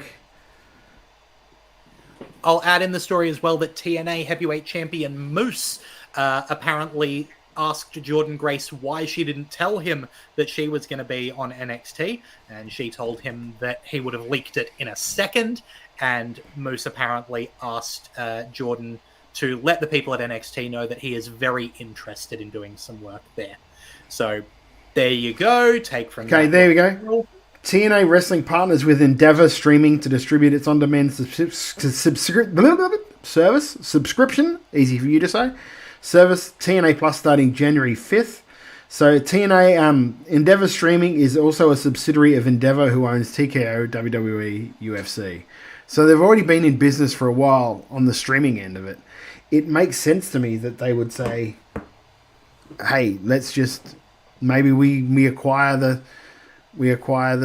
tape library, we acquire the, I don't know why you would require, like, really, why they would want to acquire the tape library at the moment when the deal with Peacock, I don't know how much Peacock would be interested in having TNA programming on it. How many guys on the WWE roster have all-star matches that were in TNA that you can, AJ. Call for?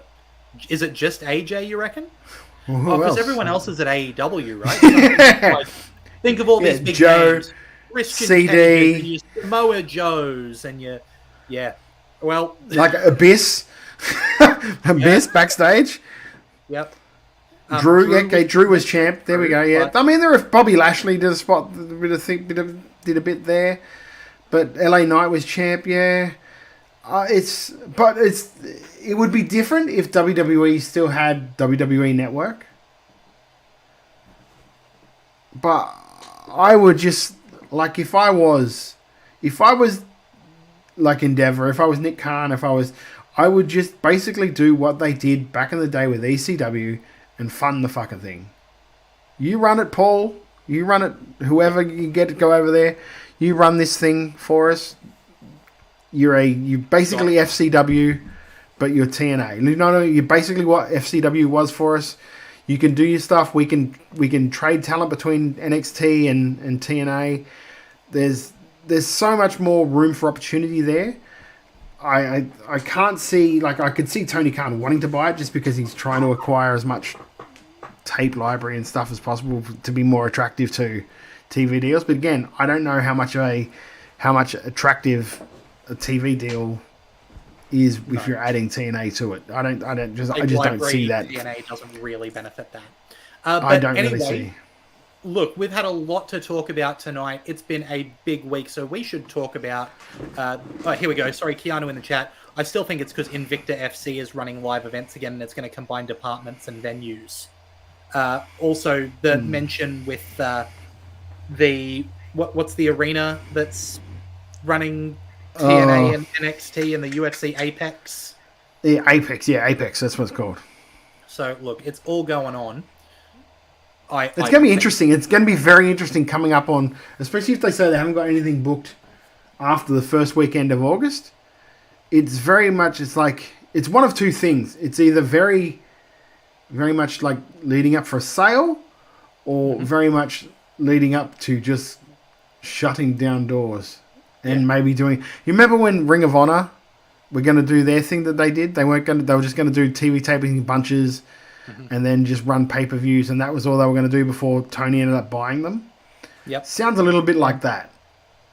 Seems like it.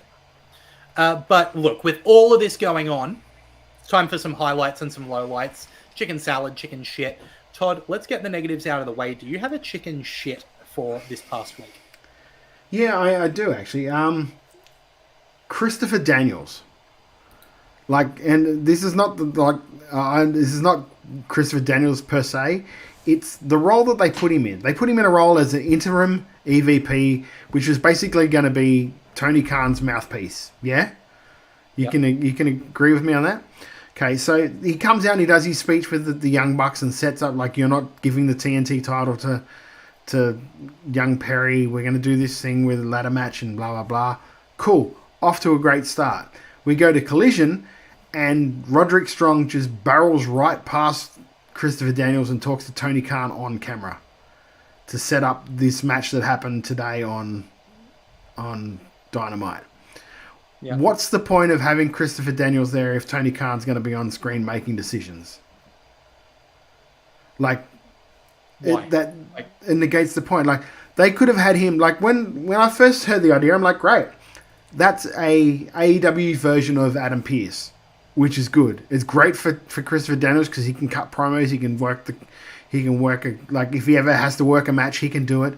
But it's a great role for him. Like, as that interim, GM, that GM figure that could come out and make rulings and foil what the Young Bucks are going to do and blah, blah, blah.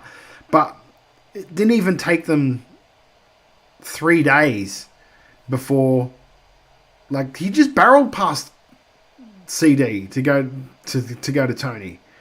Like, it just, I watched that, and when I watched that, I said, wow, they've taken him 3 days to cut the legs out from under Christopher Daniels. It's just, I don't know why you would do that to him if you were going to do that to him, like, 3 days later. I don't understand that. That's my chicken shit. No. We've got Tim Wilkes in the chat saying Jericho is my shit just for Jeff. He'll appreciate that. Jeff did mention that his chicken shit was not being with us Stooges for the week. Aw, sweet Jeffy boy. My chicken shit for the week is going to be something that's come out just today in regards to Kevin Kelly and talking about his treatment with AEW. Long story short, there was some issues with Ian Riccaboni, who has gone into some Discord for New Japan Pro Wrestling and talked a lot of smack about Kevin Kelly. He has been post G1 and found out about it, and apparently, Riccaboni says that Kelly was awful to him, and Kevin Kelly's come out and said that he would not treat his worst enemy the way AEW has treated him, which sucks because Kelly is just a fantastic commentator. So it sucks to see people who love what they do getting shit treatment in these companies, You know what was more disturbing to me about that story? Because the story is in Wrestling was F4W Online. If you wanted to check it out, what was more disturbing to me is that he went to AEW HR about it and talked to him about the whole, like, the disciplinary committee, and like they said they would follow it up and all that. And so then when he followed up to see what the outcome was, they said, well, we can't tell you that, it's private. So how can you not tell the person that's made the complaint what the measures are they're doing about that complaint? Like, so basically they just told him to shut up. We're not going to tell you shut up. Is what it sounds like the way I read it anyway, was just like, oh yeah, we've dealt with it. Well, what did you do? Oh, we can't tell you. So you didn't really deal with it. And that's the way I look at it. You didn't really deal with it. His quote was, okay, this is very upsetting for me. You have to understand this. And then he portrayed them as saying, no, we really don't understand and we don't care. Yeah. So, like, it sucks. And then he what did he do? He booked something like an appointment with a AEW appointed psychiatrist, and 2 days after he booked that, they fired him. Yep. So that's very disturbing when you see the way that they portray themselves as a front-facing company, and then you're hearing stories like that. It's very much the way people talked about WWE with Vince being there. Like, yep. Randy came out this week about that. That was another chicken shit that I forgot too. Randy Orton talking about being happy that Vince McMahon's gone for this reason. Is that I think he was 35, he said? And his back was really 9 years ago. Yeah. Yeah. His back was giving him trouble, and he said he went to Vince, apparently said, I can't do all these back-to-back days. I need a bit more of a reduced schedule because my back's really killing me. I'd like to be able to keep doing this for a longer period of time. And Vince basically said, time gets us all. Yeah, I need you on these shows, Randy. Time comes for us all. Yeah. So that sounds very much like the same sort of thing as what was going on there with AEW. And then when you tie in stuff like, and I know Darby would have wanted to do it, but there's no amount of money you could give me to let me agree with you that Darby Allin would have been cleared to do that match, medically cleared to do that match. I just don't believe it. I will not believe that he was medically cleared to do that match. He couldn't walk properly. Yeah. It's very disturbing when you hear that stuff and you see that stuff. Also just mention in this Kevin Kelly stuff that he says he has forgiven Ian Riccaboni, but he kind of said, have we learned nothing from the Hana Kimura stuff when it comes to airing negative things about others online? And I think Ian Riccaboni was upset with Kevin Kelly because Kevin Kelly gave him shit about wearing a cowboy hat next to JR on Calgary Stampede, going, that's his gimmick. That's what he got upset for. That's what Rick Bonnie got upset for, and then proceeded to tear him down. Yeah. Apparently. Yeah. Let's be more positive. Jeff's chicken salad for the week is NXT going from strength to strength. I think you might be about to steal my chicken salad, Todd.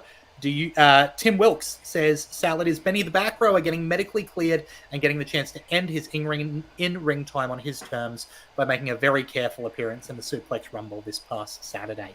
Great to hear that Benny is doing that much better. That's really, really excellent stuff. Todd, so there wasn't any certain person from a company we know, obviously, in that Rumble. Look, you got to be careful, Todd. You don't want that to come back and bite you in the ass, you know. Todd, do you have a chicken salad? I do, because I think it's probably the same thing that I put in our chat. Is Kaiser and Sheamus this week on Raw. Kaiser and Sheamus is my chicken salad. What a match! Fucking Sheamus. That dude brings out shit in people. He's a good, as much as honestly, I've found him boring for a few fucking years there. And I think maybe he probably found himself boring. I felt like he was just coasting. And these last couple of years, and even coming back from an injury or whatever he came back from now, his first big match back was probably this week on Raw. And he brought something out in Kaiser that I had not seen. And after this, I was like, Kaiser can fucking go. Obviously Kaiser could go. We all know that Kaiser could go. But we got to see him go this week on Raw. It was a really good match. I think I messaged you guys during the match. Yeah. Going, you'll need to check this shit out when you get the chance, guys, because this is a fucking great match. So yeah, that is my chicken salad for this week. Go and check it out if you haven't. And there's been so much good stuff to check out between Slam, between all of the Aussie stuff that we mentioned that you can stream, between that Sheamus and Kaiser match. We also didn't mention that Mayhem Pro is going to be on SCA Channel 10 on free-to-air TV if you're in regional Victoria. So, check that out. There is so much good stuff going on. And if you want to keep up with it, the best way to do that is to head to twitch.tv/WrestleRadio Australia and hit the follow button so you get notified whenever we go live every Thursday night at 8 p.m. You can follow us on Facebook at Wrestle Radio Australia. We're at Wrestle Radio AU on Twitter and Instagram. You can follow Todd at Beast Eastman. You can follow me at Lachlan Albert. Jeff's not here. We wish him the best. You can follow him at Jeff_Seti. You can also follow WrestleBrania at Wrestle_Brania to keep up with what's going on there. If you'd like some Wrestle Radio Australia merch, really easy to do. You can head on over to Redbubble, search for Wrestle Radio Australia. You'll find the designs there. The proceeds don't go to us. They go to Gotcha for Life and Beyond Blue, two awesome charities for men's mental health here in Australia. I know I've been having a rough week, and having access to services like that really do make a difference. So make sure you do everything you can to support those places. And speaking of supporting places, if you want to support us, giving us a 5-star review on Apple Podcasts is really helpful, gets us into more ears. And make sure you're subscribed on whatever your podcast platform is,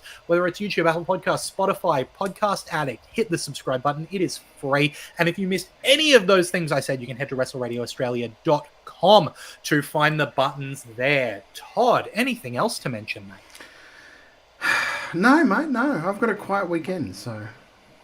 Lovely. Well, make sure, everyone, you wish Todd a happy birthday for this weekend. Happy birthday, Todd. And everyone, thank you so much for joining us. We'll be back to talk more about everything going on around the world of wrestling next Thursday at 8 p.m. So without any further ado, that's been Todd Eastman. I've been Lachlan Albert. Till next time, have a good one. Here I was, blaming AEW for feeding you chicken shit, knowing you mindless millennials would be eating it up as if it were chicken salad, when it's really been your fault all along. Make chicken salad out of chicken shit. People is as people does.